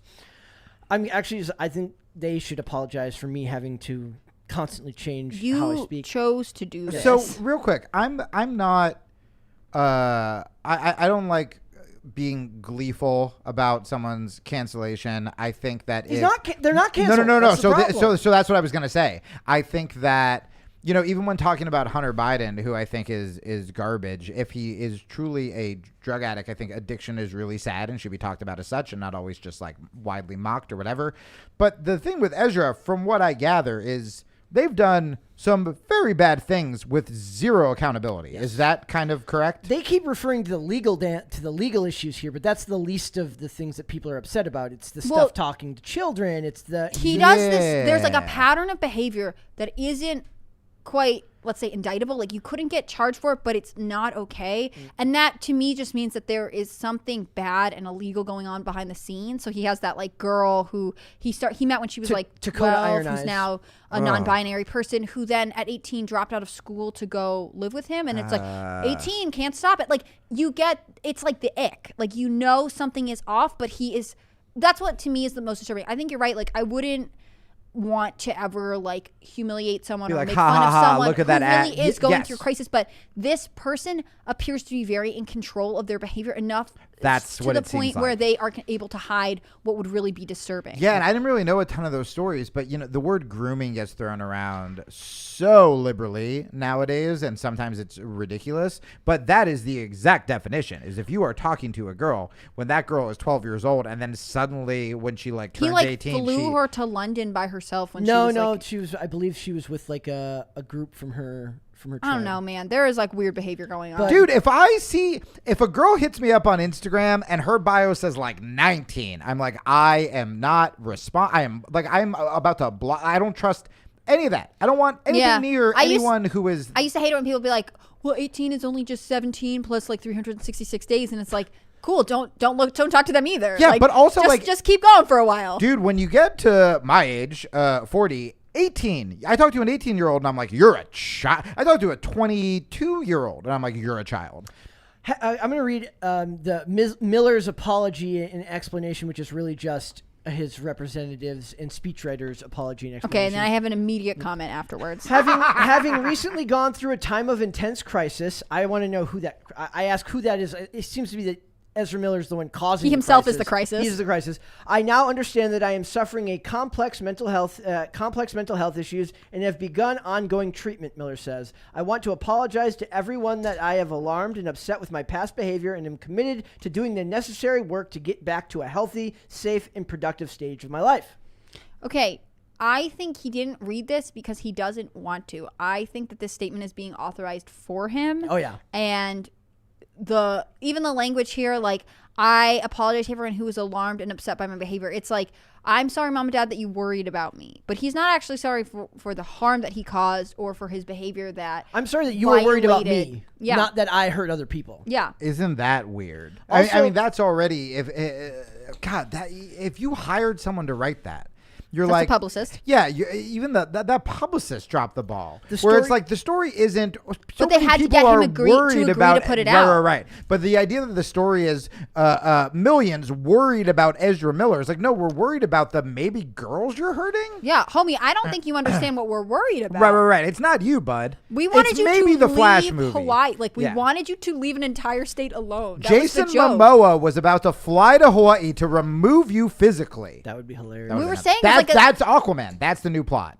That would be much funnier. So between this, there's the story with the woman in Berlin. There's the story with bars in Iceland. The bars in Iceland. There's the bars in Hawaii. And are these all like similar, like preying on like younger girls, or like throwing chairs at people, like women? But that's the least of it. It's first it's the abuse of language where a biological male says that they are non-binary and demands a female be the one that search him as a cop. When all the stories about them are Ezra Miller having sex with females, not men. By the way, I said this. He's emotionally and psychologically manipulative, and to me, in my personal opinion, I believe perfectly within his right mind. Well, he could have a really serious personality disorder. Like, that is a complicated mental health decision, but it doesn't excuse you from knowing right from wrong, right? He is not schizophrenic. He's not, sorry, I didn't mean to cut you off. No. He's not, like, hallucinating. He is completely aware. He might be an extreme narcissist. He might be a sociopath,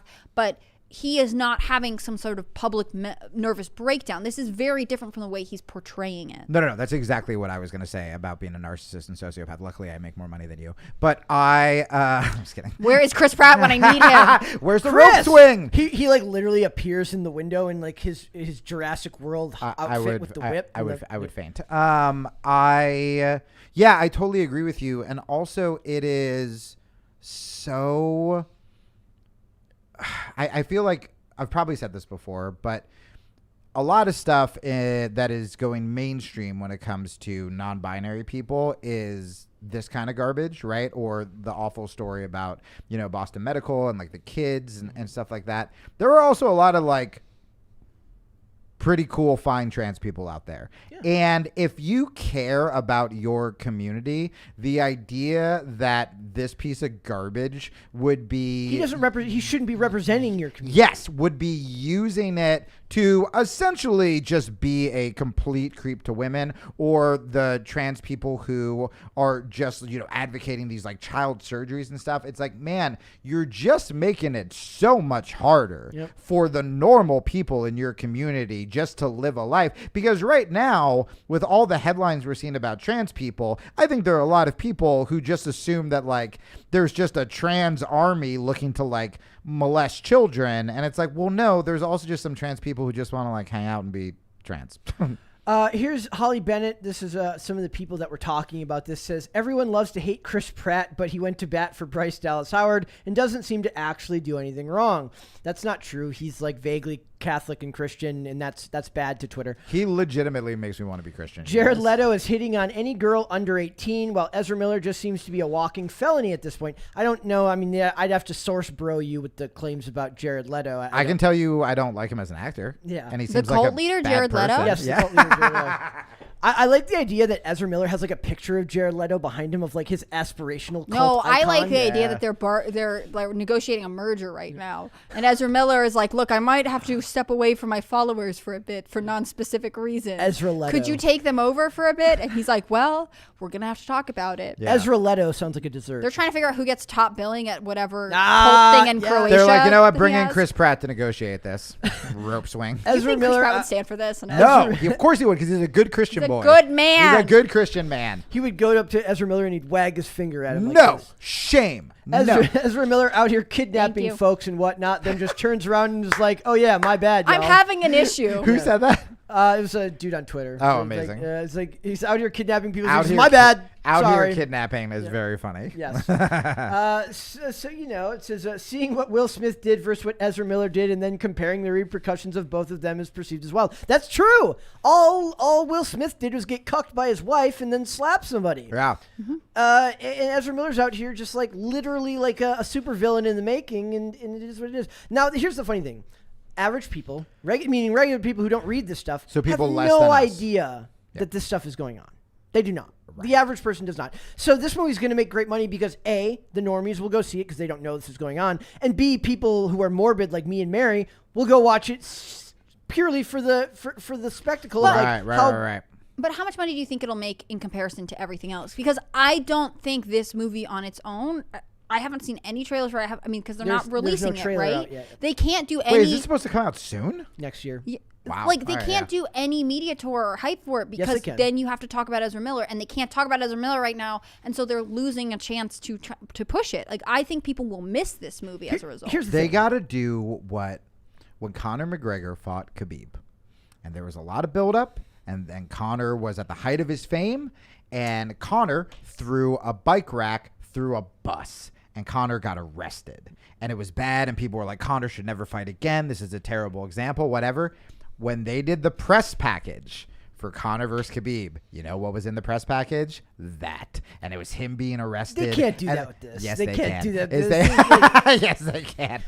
For like what, like from groomer to zoomer or something like that? Like, is that what they're going to do? That makes it worse. That sounds creepier. See, you just did it. You just said we can't do it, and then you did it. It's like, this is one of those things where, this is masterful. If you let it sit for like 6 months to a year, first of all, the media, we know for a fact that the media will ask Bryce Dallas Howard about whether she made enough money. Will they actually do their job and be like, hey, what about all those kids you were creeping on? Are they going to do that? No. The media will also take, because when Access Media will take their marching orders and they won't say a thing. Yeah. Well, part of it is like when you do these tours, you can say like, I won't talk about this. Yeah. Right. And the idea is like you could try it anyways, but then you might not be able to come to get access to whatever else. By the you way, need to. I was very much kidding you guys. I think Ezra Miller's a bad person. Just to be very clear. Ezra Miller's #1 fan. You heard it here first. A year? No. If we're talking a year from now, and You're like, he just has some good ideas. I've read his ideology. That manifesto he was passing out. Sorry, Brett. If Miller manages to avoid women, karaoke bars, Hawaii, and Berlin, and manages to make it a year without anything bad happening, this movie will come out and nothing will happen. It'll be fine. Yeah. And that sucks, but that's the way of the world. What's going to be so funny is when the movie is bad because it's DC, won't be bad. It'll and probably, then they did all of this stuff. I mean, the Flash to me, it's the best I will. The Flash was the most interesting to me in Justice League. Yeah. It's funnier if it ends up being the best of all the movies, and then everyone's like, "Crap, we're stuck now." Everyone's like, you know what? Let's just let him get away with it. It's like Woody Allen. You're like, well, I mean, the movies are still classics. That's the crap. That's what sucks though. That's what would happen in Hollywood. They'll let it go. Right. So, all right, let's do some super chats. Okay. Hobbit says plot twist. Ezra gets help because he watches PCC. I like the idea that Ezra has like a note. Ezra definitely has like the notification. The bell is definitely turned on. I think he would kind of rage watch us though, because we're pretty openly like, what is this guy doing? I feel like he would be like, my haters, there they are, live at 3. I think he definitely is subscribed and has the bell notifications turned on. Yeah. Ezra, if you're listening, please contribute money to have Brett bleach his hair. Yeah. If you guys don't understand, this is important to me. He's got money. He could do that. We don't care about the victims. We just really need this hair thing to happen. I care about them, but I just need a show of good faith that you are listening to us. I also thought of like a loophole I could get out of it if like one person made one very large donation, but technically it only sets off the crisis meter once. That's not 15 crisis parties, so I can... Wouldn't, if they made a large donation, we would just get them consecutively? No, it would probably just reset and do one time. Okay, well, we need a consultation from our tech team, but Guys, don't give up hope. You will see a blonde Brett yet. Yeah. I'm sure people are tired of hearing this. So Crisp Leg Transport LLC says... Crispy Leg, whoa. Stan Lee didn't base the X-Men on civil rights, and that came out of his mouth. If that was the case, then Stan would have been calling Malcolm X evil... even if that was the case. That was the other thing I heard recently, was that that was like a miss. Again, correct me if I'm wrong, but I was watching either a Thinking Critical video or a Comics Matter video, and talks about how the Professor X comparison and Magneto stuff was like comparing them from Martin Luther King to Malcolm X was actually like not real and made up. But I don't know for a fact. I never heard that. Yeah, that. I don't know. All right. Michael Williams. Michael Williams. I was going fast. Be cool if Michelle Williams. Michael Williams also sounds like a cool name. I hope you are out there, whoever you are. Okay. To clarify, last week I was simping for Jamie as a whole and Brett's ankle separately. Sorry to freak you out, Jamie, but you actually do have a wiki feed. Oh my God. Excuse me? I'm you okay? Do I actually? I mean, I have enough jujitsu and fighter stuff. The smile. Do I actually? Do I, guys? A wiki. Is it? Do I want to type this in the computer? I don't know if I. Is it popular? No, I could actually use some Google searches that aren't bad. Let's do it. I don't want to type it in. I can't. Hava Owens. Oh, Brett, this thing jumps. I need a better system here. Hava Owens says, and would you put it on Ezra? No, up there he says, Jamie, what's your fave submission? What's my favorite submission? Oh, okay. Oh, I guillotine choke everybody, including UFC champions. I'm very good at that, and I my favorite is actually to get it from the top when I'm passing guard and to finish a mounted guillotine. Big fan on top. Would you do it to Ezra Miller? Would I feel like this is. Would you do it to catch him with Chris Hansen? Yes. Yes. If 100%. He was literally in the process of about to choke slam a woman at a bar, would I steal alcohol out of a locked house? Would I fight Ezra Miller? Yes. Thousand Foot 1,000 Foot Deep End sent a message. Maybe it says message redacted. It says retracted. Retracted. Redacted would be cooler. Like I can't read. There's today. just like what is somebody happening? in there like using a black Sharpie. It's the people monitoring us from the CIA. They just forgot to turn off the redacted function. I've been watching. I just started rewatching Homeland, and I was. Interesting. I remembered that it had like the original season 1 trailer had one of my favorite trailers for a TV show of all time, and they did these great credits where to introduce the names of the people, like a bunch of like stuff gets redacted and it leaves just the name. Oh, I remember that. See, the stuff I rewatch, I can't rewatch good stuff. I rewatch the trash stuff. So I do too. Banshee, I rewatch. Yeah. I think I'm gonna rewatch Jack Reacher before I get rid of my, because I got Amazon Prime just for the Chris Pratt show, just for Terminal List. Yep. Which, by the way, watch Eureka. What's that? Eureka. It was a sci-fi show from like 2006 starring Colin Ferguson. It's about like there's a single town in America where DARPA and the DoD does all not. I don't remember if it's DARPA in the show. It's a company that develops all our technology in America. It's all been developed there over the last 100 years. Okay. Yeah, it's really, really I'll check it out. Sally Richardson Whitfield. I do have another confession because I know we've talked about Terminal List and my love of Chris Pratt. I do think that when he had just put together bangs on the show, that was upsetting because I feel like Chris Pratt, that character on the Terminal List is supposed to be a little more like at the end he gets scruffy. Well, the best with thing they beard. did is they let his hair. They somehow managed to grow his hair out naturally. They showed natural. That looked good, but in the beginning when he was supposed to be this bad guy and he just had these crisp bangs, it was very upsetting to me. Also, watch Grimm if you've not seen Grimm before. Oh, I remember that. Yes. Yeah.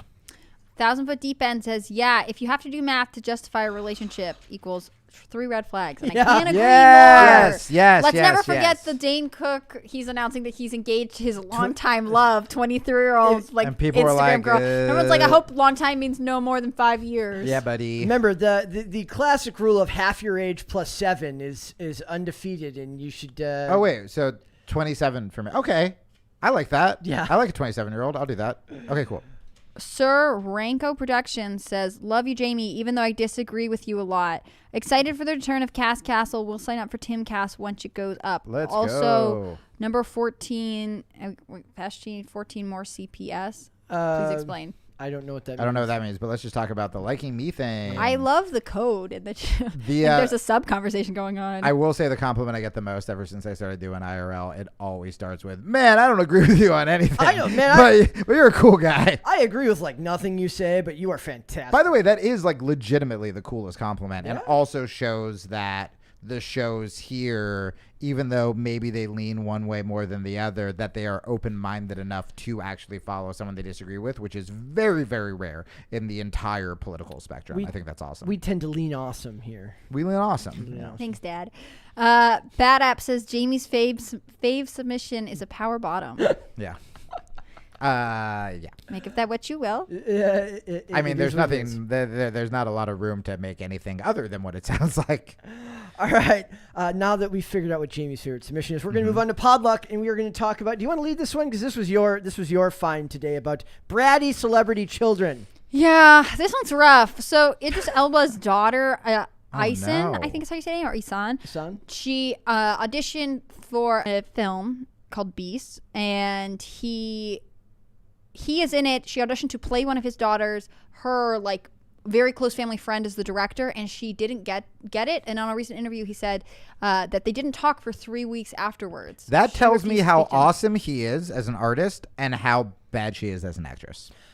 Maybe. I mean, she got special treatment. This director said, she's basically my godchild. I called her specifically to let her know. That's way more than any other young actress would get. Yeah, in you this got position. you got the audition. Why would you sulk at your dad for 3 weeks? You have to put some effort in on your own here, team. Maybe if you spent less time sulking and more time taking acting classes, you would have gotten the role. Also, to be fair, it must be a slap in the face to be told you can't play your own dad's daughter. You can't play your own dad's daughter. I could understand being a little bit who is going to play him. And not only that, but and also in Hollywood, if I wrote a show that was about Jamie, if I wrote a show that was, whatever, stand-up comedian, jiu-jitsu guy, even if that show gets sold, I still have to audition to play me. Like Louis Black talked about that when he sold a show about him. He didn't get the role as him. Like someone else got it. Like I would still have to audition for me. What's a real slap in the face for her, not only what you just said about she's auditioning for the role of her, she has Idris already, but she can't even say, oh, well, the director over, because even the director is a close family friend. You have everybody rooting for you, and you just weren't good enough. And that's good. That probably means the actress in it is good. I'm picturing they're like, hey, we know who Jaden Smith is. We saw After Earth. We're not making that mistake again. That's fool me once. No, they're not doing that. It's like not everything can be the pursuit of happiness. This makes me believe in the movie Beast more. Hearing that they didn't just use they didn't just give in to nepotism. Total nepotism. Yeah. In Hollywood is a very nepotistic industry. Yes. So that's the long and short of it. I have no desire to see. I don't know what Beast is. I've not heard. I saw the trailer. It looks all right. It's not a story of his life. It's just a fictional movie, right? Yeah. Oh, yeah. So he takes his daughters out into like the wilderness. Their car breaks down. If it was an Idris Elba documentary and she wasn't allowed to play. That would be like that's how bad she is. They dramatize her scenes. Like everybody else plays themselves, but her scenes have to be dramatized. It's like Rihanna. And they have to dramatize them because they're like, can't do it. I mean, she looks beautiful. I'm sure she has all kinds of opportunities open to her. Like, maybe acting is just not your thing. Or just get better, dude. What a great story. If she becomes... I have so many stories of failure that now are my favorite stories to tell. Yeah. And if she becomes an awesome actress and she's on the red carpet or she's giving an Emmy speech and she goes, guys, when I started out, I was so bad that I auditioned for a movie to play me with my dad, and our family friend was directing, and I didn't get it.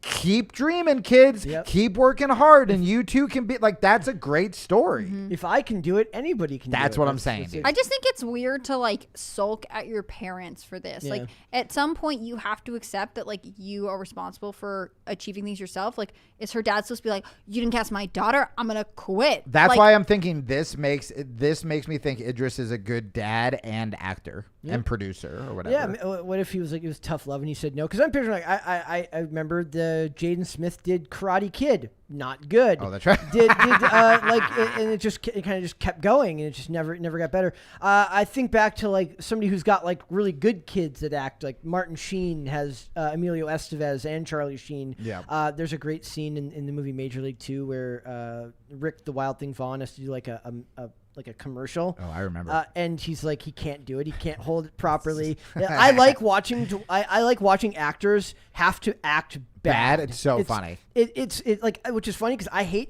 tend to hate meta humor in Hollywood. Yeah. Like I hate things where it becomes like it's like a to the cop camera. investigating a Hollywood set and everything's ridiculous and over the top. Right. But I do love when like actors have a scene where they have to act, but they're not an actor in whatever they're playing. Yeah. So then they're not good at it. Have you seen the trailer for the new Clerks, which is kind of all meta about that? How do you think? That's, yeah, I'm nervous about it. I'm kind of like soured on Kevin Smith in the last couple of years. Why do we have to make a new Clerks? I don't really understand that. It's not like a remake. It's another sequel. Why Clerks though? 3. No, I'm opposed to sequels. She's very opposed to sequels. Just end it. End every movie. Kill them all, and no more. I mean, the thing is, like, if you have a good standalone movie, that doesn't mean it needs to be made into a complex story, right? Like, short stories aren't novels that aren't finished. They are an art form in and of themselves. So actually, I completely agree with you. But Hollywood is so gross. I feel like we talked about Liam Neeson last time I was on the show. Would you rather 18 Takens? Yes. Then 3 Takens, and then every other untaken related movie with Liam Neeson is trying to be. It's Taken, but he fights a bear. Just give me 18 Takens. Give me 18 Takens.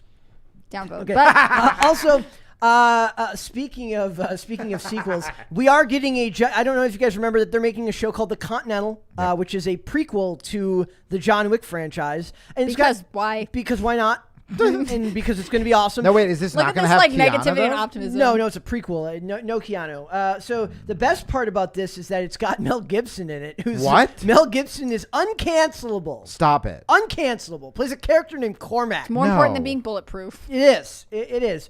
And it got moved. And here it says Peacock. I heard recently that it got moved from Peacock to Stars but I could be wrong about that. But I will be getting Peacock again and getting back into WWE if this is true. John Wick 4, that trailer, holy Lord. Yep, I'm so much more excited about that. But it's mindless violence. It's awesome. I will say that they're getting kind of repetitive with the neon light aesthetic. No way. That is true. Like there's that one scene. We're just talking over Hannah Claire, pretending It's she's because not everyone knows crapping where I all stand over. on this. I'm trying not to say anything, but There's one scene in that trailer that could have very easily been taken from the third John Wick movie. But otherwise, I like watching like Keanu Reeves find new ways to like harm other human beings in the movies. Yeah, it's great. John Wick 3, I mean, had some legitimately. That last fight scene was actually almost too long. So much innovative action. Yeah, my favorite was the one in the weapons store. Yes. I think that was like the first. That was great. But yeah, I agree with you. My favorite is in 2 when he like throws the axe at the, so good. It's so good. It's so good. So when does this come out? Okay, so it says John Wick films have been a global phenomenon, are amongst the most watched titles on Peacock, and are thrilled and honored to partner with Lionsgate to extend the incredible franchise. The thing is, this franchise, with the way they introduced the mysterious currency, the way they introduced the hotel and didn't really explain it, it actually was designed in a very weird way for this type of expansion. Kind of, but I also sort of liked, and I think I know some people involved in this, so this comes from love, but I think I sort of almost liked, what I liked the most about John Wick is exactly what we were talking about before. It's an action movie that is 80% action and 20% story, right? And the story in the first one is so great. It's like dude gets his dog killed, goes on a rampage, murders everybody. Great. That's all I want. I want a dog avenging murder rampage. This will likely not be that. Well, right. And what I kind of liked is a lot of the Continental stuff I thought was stupid, but the fact that it was sort of so vague to just sort of push you into new action scenes. It's like, oh, they have these coins and they don't really explain why. One coin is the same no matter what you're buying. Right. Oh, you're not allowed to fight on the premise. Oh, they're still going to do it. So they're breaking a rule. That's fine.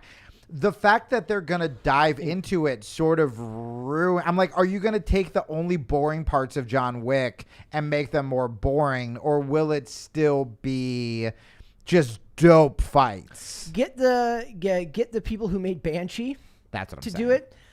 Get Jonathan Tropper. Yeah, like who also made Warrior, the Bruce Lee one, which is also okay. So the Continental people sit around the hotel. That was the centerpiece for the action film. The one thing that I have a problem with, I wish that it was new characters and they weren't actors playing the younger versions of their. Oh, is that what it is too? Yeah. So like the problem with that is like if it's a younger version of a character, you in a show that's about heavy violence, you know they're going to survive. The reason that 24 was one of the greatest shows on television is because season 1 ended with a death so brutal that you just go, oh, they can kill anybody. And it legitimately was one of the only TV shows where you believed if it looked like they were going to kill Kiefer, you go, yeah, man, they could do it. It was like they did the same thing in Scream 1 when they killed off Drew Barrymore at the very beginning of the movie because she was such a big star at the time. You figured there was no way that they would kill off Drew Barrymore. It was great. And that allowed you to believe that anyone in the franchise could be liable to. It was awesome. To die. Yeah, I mean, same with Suicide Squad. Like, just why not? in the sequel, they also did the same thing kind of in the second Scream movie because they killed off Sarah Michelle Gellar's character right at the beginning. But by then it's a trope. They're like, oh, they're going to kill off the bigger named actors now. Right. So. It is what it is. We'll see how it goes. I'm very interested to know who the hell Mel Gibson will play. A character named Cormac is freaking awesome. So it's gonna. Cormac's a great name. It's gonna be great. So we will see where it goes. And then of course I want to finish on a womp womp womp that is full of hypocrisy, and that is Batgirl actor Warner says Warner Brothers Discovery CEO David Zaslav is an imbecile. Now wait. I came on for the first story of this, and I haven't read anything in the middle. When you covered it on the last time I was on the show, they were pretty much totally singing her praises, correct? And they weren't saying anything bad about her, but like they still aren't saying anything bad about the actors. So is this just her? So keep going. So the point here is that this is the reason they call it Batgirl actor and not a person's name is because the person doesn't actually tell you who they are. You know what? Does Chris Pratt make more than her? Because if he does, I'm going to be very upset. He should come in and save the day.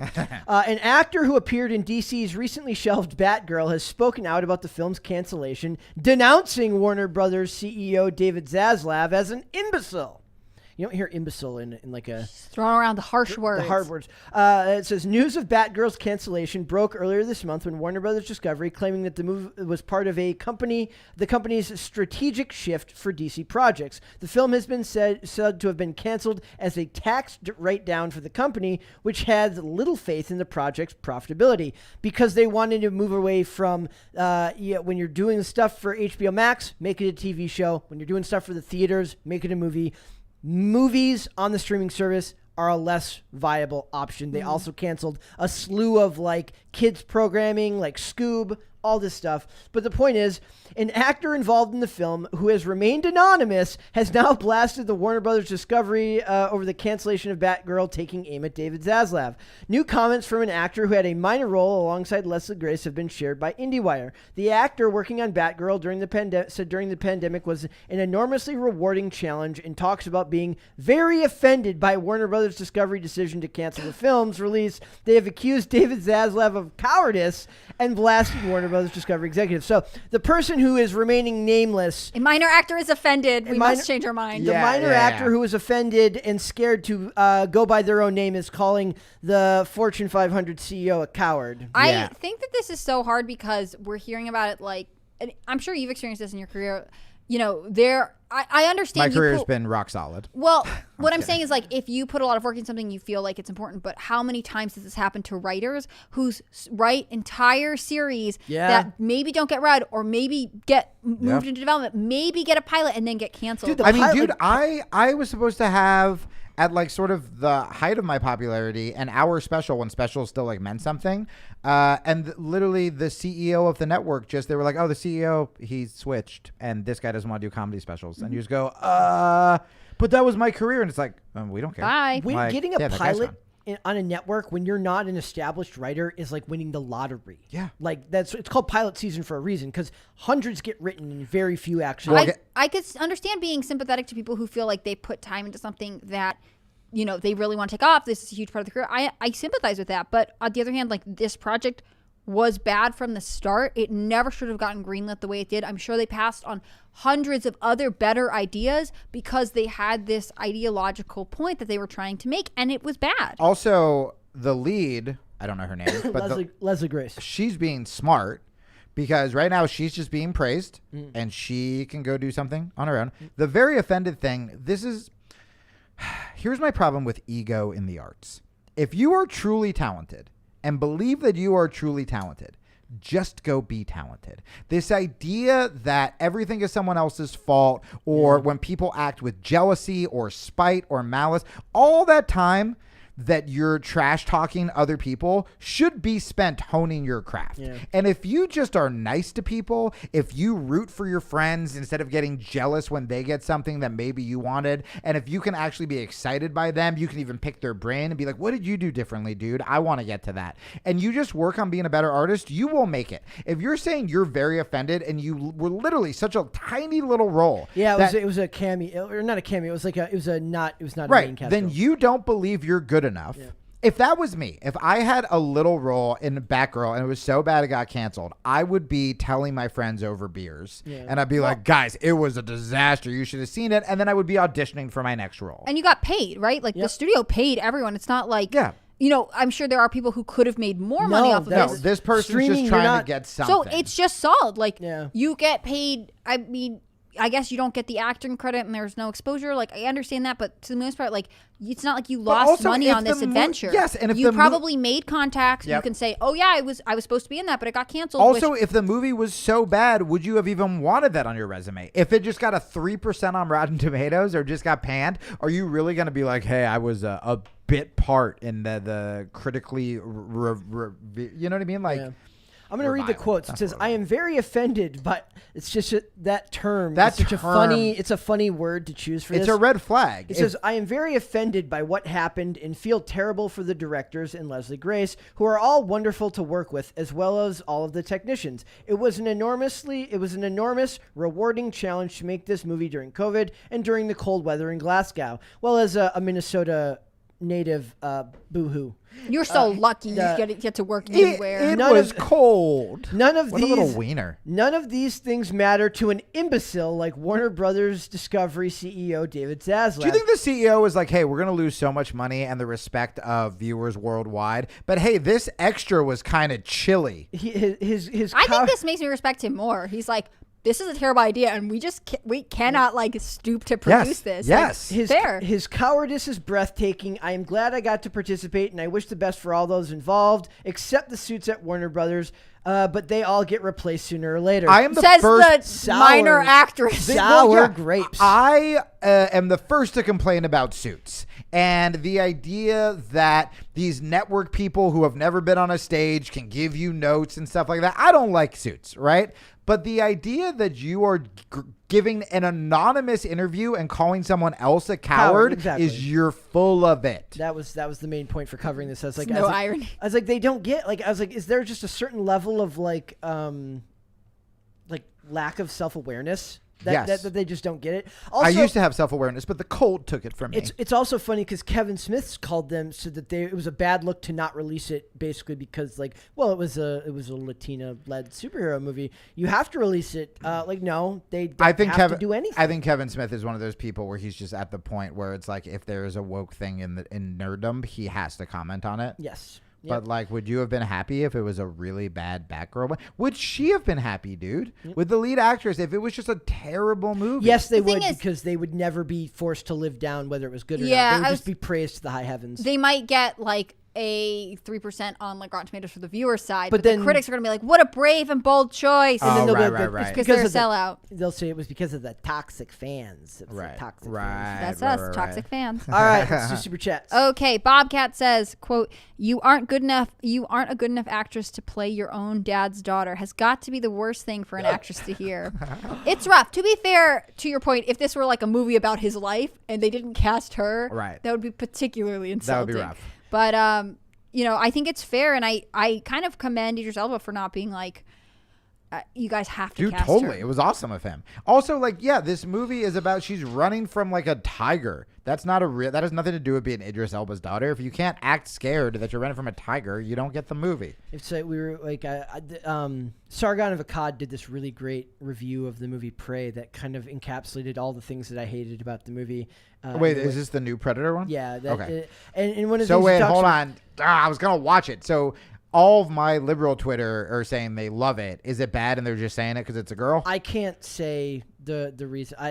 A lot of people that I really usually agree with on movies like this movie a lot. I didn't like it. Okay. But I don't venture a way of saying that it's good or bad. I can just say that the certain elements of it, mainly the character's motivation, ruined it for me. But the point that he's making is none of these actors look like they've ever struggled a day in their lives, so you don't buy them as 18th century Comanche warriors because they look like they've grown up in a sheltered society. All of the men have literally no muscle tone or definition to their bodies. They don't look like they work for them. Nary a pockmark in sight. Everyone's been on Accutane for years. He's her face is full. She's never gone without a meal. The guy's wearing a Slater Kinney shirt. Yeah, basically, and she's beautiful. So he showed pictures of Comanche Indians from back then. They looked very serious. There was a weight to what they looked like. The no at muscle the time. tone thing's interesting. Yeah. So it's the men were all made to look as non-threatening as possible. Well, that's why Jack Reacher, when I first saw the preview for the new one, I was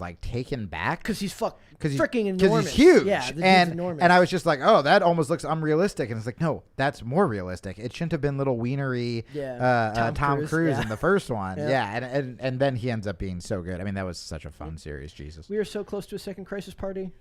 Josu said thoughts on prequels.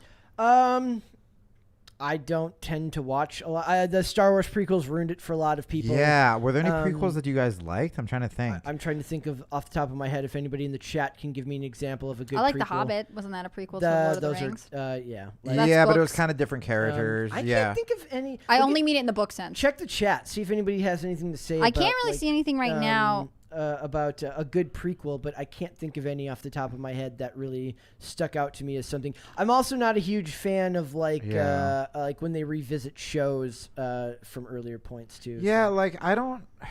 I don't need to explore the world. It's like we highlighted the first characters because the first characters were dope. Also, like if you look in the case of like Solo, a Star Wars story, you're never gonna find a Harrison. Like you're just not. You're not going to find no actor who happens to also kind of look like Harrison Ford is also going to coincidentally be as charismatic as Harrison Ford. Like you might find another actor who is as charismatic as Harrison Ford that's younger, but you're not going to hit it out of the park twice. Right. Like that doesn't happen, at least not on a regular basis. Yeah. Matt says, is the no sequel stance only applicable to movies? My no sequel stance applies to most things in life, books and movies, and I don't know, YouTube it's shorts like or whatever you guys are making. Hannah yeah, you're not going back to your ex, right? That's kind of your stance, where it's like we've done it already. Yeah, I mean there are some stories that are already they are written as trilogies, right? And I grant those in. If you make 3 movies as part of a trilogy set, or like the classic is like Harry Potter. There were however many books. Well, even Kill Bill, I think he wrote as one because he's a lunatic, and then they were like, make it 2, and then it ended up being and so like there is a place for movies that have several parts or there's 2 editions, but generally what I think happens is the movie has commercial success, and so they're like, oh my gosh, we should keep making money off this. There's and a so Hunger Games prequel coming out. Yeah, I don't think that's necessary. And Hunger Games was a trilogy. Rachel Leave it alone. Zegler. And there wasn't a book, right? There wasn't a book prequel. No. And so like this is the thing. Like I think we see this. My complaint is that they I agree with you. Create content that doesn't have any place in their universe. It's very thin. It doesn't give the audience anything in terms of emotional depth or development. You can tell when a suit came up with the idea or a creative came up with the idea. So Hannibal is a prequel. The TV show Hannibal is kind of a prequel. Ooh, yeah, and that was actually great. Yes. That was great. I've never seen it. But again, that was rare.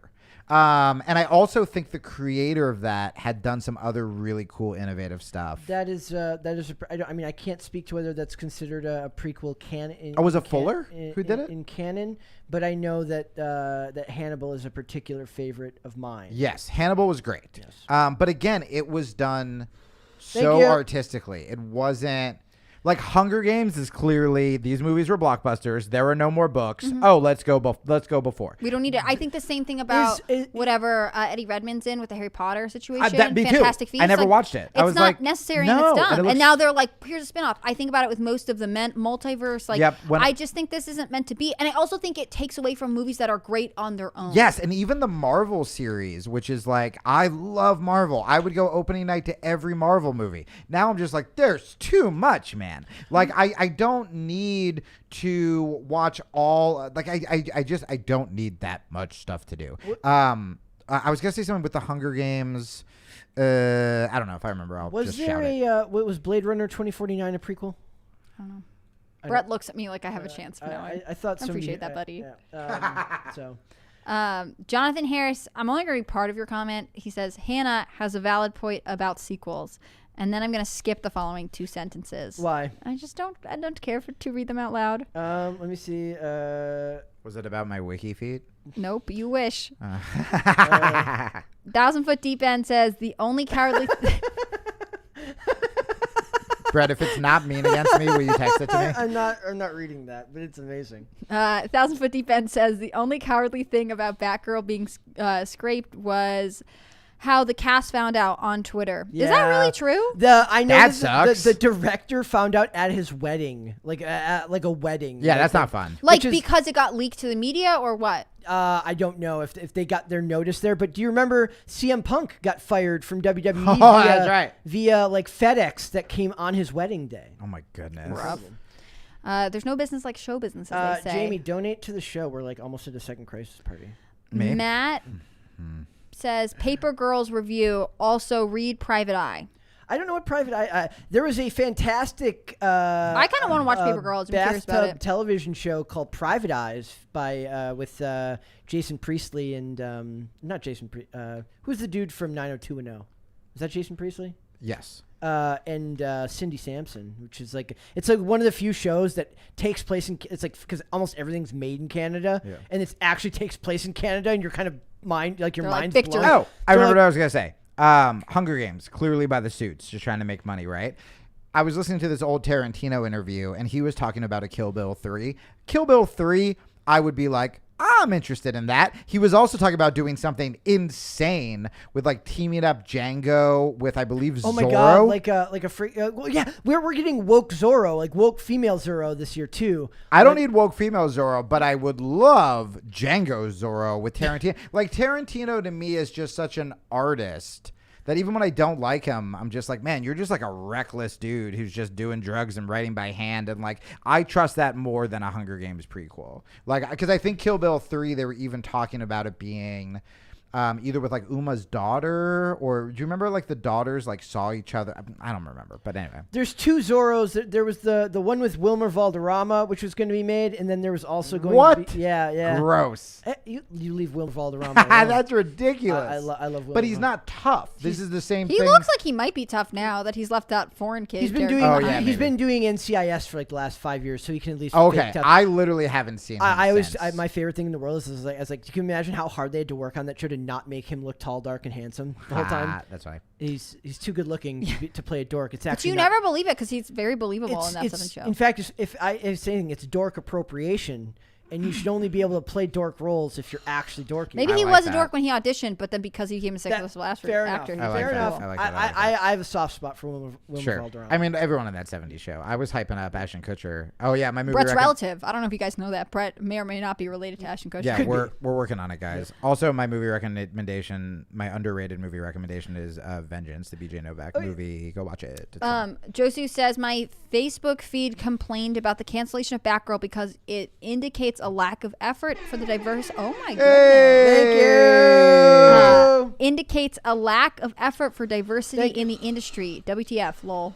No, make good things with diverse people. Also, if like you Cobra want. Kai. We have clearly put in so much effort to diversity. What are you talking about? Right. We talk about it nonstop. Okay. There was a thing earlier that I was talking about that Peter Lemkoff comment about Daniel Kim?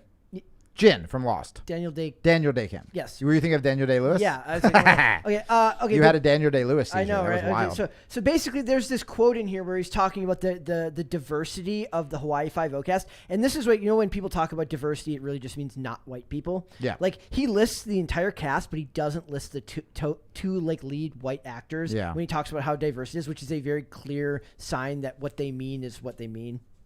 Yeah. That it's not. He says in our 168 episodes, Hawaii Five-O has been and will continue to showcase one of the most diverse casts on TV, including Chai McBride, Jorge Garcia, Mark Dacascos, Ian Anthony Dale, William Yoon Lee, and he lists all these actors, but he doesn't list the two leads because that's not diverse. Right. Chai McBride was really great in Pushing Daisies. He's great. Pushing Daisies. Oh, although such an underrated show. So I think that's Brian Fuller too. I think that's the dude who did Hannibal. Was the Pushing Daisies guy. Yeah, it was just like Pushing Daisies. I love. Chai McBride is a great example. Oh, and also Wonder Falls. Did you ever watch that? I think same person before Pushing Daisies, and it was great. And again, short-lived and Chai McBride is like one of those like talk about like really good screen presence because he's got this really commanding. He's tall. He's got a large frame, and he has great presence on screen. So he had a hilarious thing where he played like a corporate guy who bought houses. Hospital in the first season of House. He was great in House. And he was just such a dick the whole time, like a smarmy dick the whole time, and it's freaking awesome. Did I ever tell you the story about when my dad saw me watching House? And my dad does not understand art at all. Like, he doesn't like music. He doesn't like movies. Like, he just doesn't get Dane art. doesn't like House, so. Well, so my dad walked in, and he was, like, trying to figure out the premise, and the premise is pretty easy to figure out. And it's what makes the show good. It's like rebel doctor questions authority is right. All done. Super simple. My dad just goes, this show should be called Malpractice. And then he walked out. And I was like, to be fair, he is a Vicodin addict. So give your dad some credit. But my dad wasn't there for the very special Vicodin episode. I mean, literally. He saw House being awesome. The whole show is him breaking every imaginable code, like HIPAA code. It's the best. I mean, that's the best part of it. Really, I was telling her the other day, Hannah Claire the other day, about my favorite one the other day, like where he makes like 5 racial slurs in like 4 minutes, and I'm like, holy crap! We quote House to each other sometimes. You could not make that show today. You could not. No, you couldn't. Okay, Nathan Koss says, sounds like Warner Brothers hired a Redditor. That really is funny. Not that's really funny. Other remote possibility. I'm also thinking of PC House being remade, and that's very funny to me as well. But it was also they introduced diversity in his like staff team. Like they kept up with the times. They just had to play by some rules, and others they didn't. But House Foreman doesn't is play by the absolutely rules. portrayed as the closest to his equal. Oh yeah, in that show. My favorite is the line when they're talking about like prisons, and he goes to Foreman. He goes, "Man knows prisons," and then he turns to Chase. He says, "If we have a yachting question, we'll turn to you," because he always makes fun of him coming from money. Yeah. I want to point out to this too. Zorro 2.0 turns the swashbuckling vigilante into a hacker. Does anybody care about Zorro the hacker? No. I get like learn to code, good times, Learn to code. the Unless best. hackers like using the sword on the laptop to punch keys, Yes. I want to see Let's go. swords, blood, and Z's being carved in chests. Also, like athleticism, go outside. Yes. Hava Owen says connections Hannah. only get you so far in Hollywood, kid. It's true. That poor girl. I mean, I hope she gets to do something else, but like, I don't think this is the role for her. Bobcat says, remember, if we get 10 crisis parties, Hannah Claire will bleach her hair. She said so yesterday. Yes. Incorrect. Yes. If we get 15 crisis parties, I opted for 10, but he won't do it for less than 15. Brett will bleach his hair. No, Hannah I Claire would joining Chet's also- fitness thing is so much funnier. 25 crisis parties consecutively in one episode. I'll give you a full-on review of it. But I just realized that, you know who could bleach Brett's hair for him? Mary. We could have a Mary bleaches I think Brett's she hair has hers done episode. professionally. Yes, but she has told me she's bleached hair in the past. I could do it, but I've never bleached anyone's hair. Yeah. So you might want the semi-professional Mary when she returns from her Also, trip. Hannah Claire, you're acting like if you did Chet's fitness program, you would actually come back to review it, when in reality you'd be like, I'm motivated. I'm gonna go. I'm so motivated. I'd be like hiking Mount Everest. Quits Who and knows? starts a new job.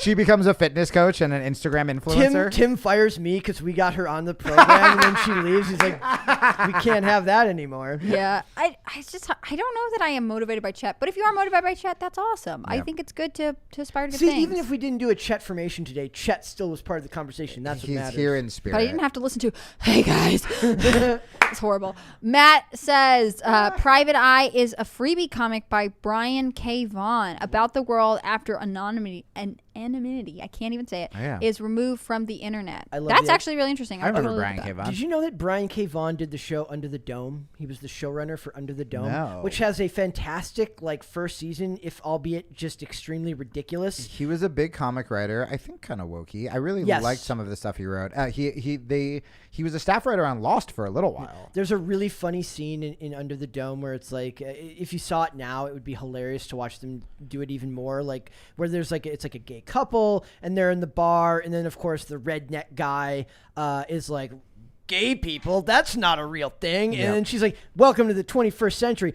But they make it work because Zing, got him. because he's there, but the kind of bigoted small town guy has he's sitting next to a bar with like a small town guy who's black, and the lady who's gay is black. So it's like just by adding the black character that's also part of the small town and clearly on this guy's side, it doesn't feel as Ham-fisted. ham-fisted or as mean-spirited. And I don't know that I agree. I like those old school bar fight scenes. Did you ever see The Guest?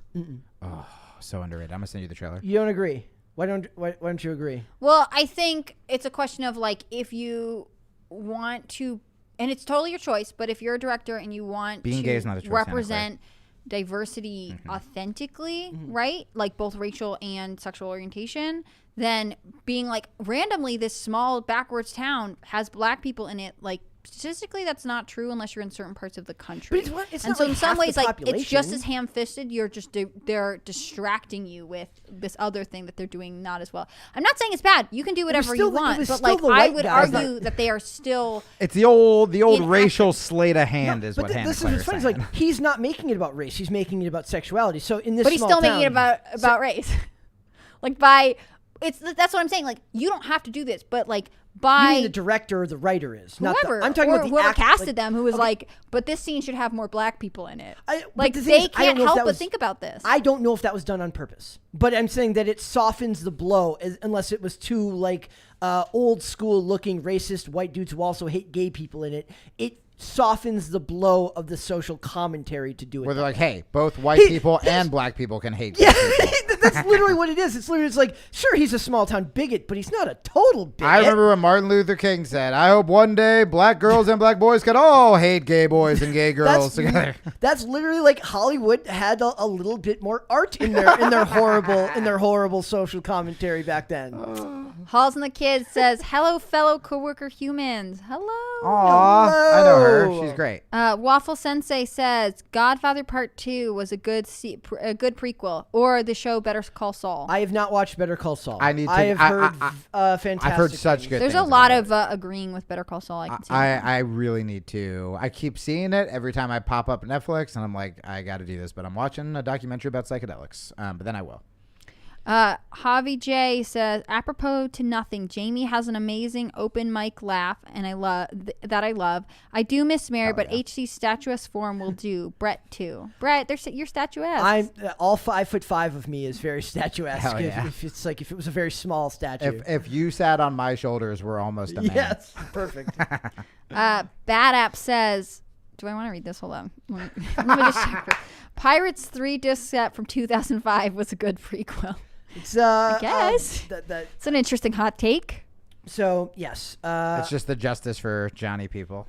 We love Johnny here. He's directing a movie. I didn't look too far into it, but he's got his first directing role in 20 years. I think they should make Sweeney Todd 2 Electric Boogaloo. Wow, I'm in. That's what they need to. That's totally what they need to do. that. So Jamie, tell everyone where they can find you and shout out whatever you need to. Well, if you're in Ohio this weekend, take a road trip on down to Dayton. And actually, Doug Stanhope, who's my buddy, is there tomorrow night. Who you guys should see if you haven't seen him. He's a legend. The Dayton Funny Bone.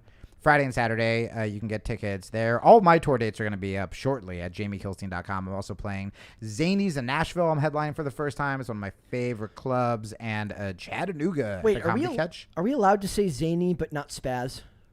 Oh, yeah, Zany's interesting. fine. Zany's fine. Yeah. Don't be a spaz. Come see me at Zany's. Okay. Zany's in Nashville, everybody. And then I have a podcast. It's called A F-Up's Guide to the Universe, but it's spelled out. I really got to change the name on that. Or you can go to jamiekilsteinpodcast.com and I interview people like John Cleese from Monty Python, and we talk about politics and mental health and stuff like that. And then you can follow me on social media, Twitter at Jamie Kilstein, and Instagram, which is my favorite, but it has less followers. But I post there more, actually, at the Jamie Kilstein. Perfect, man. I love you guys. Thank you. Thank you, dude.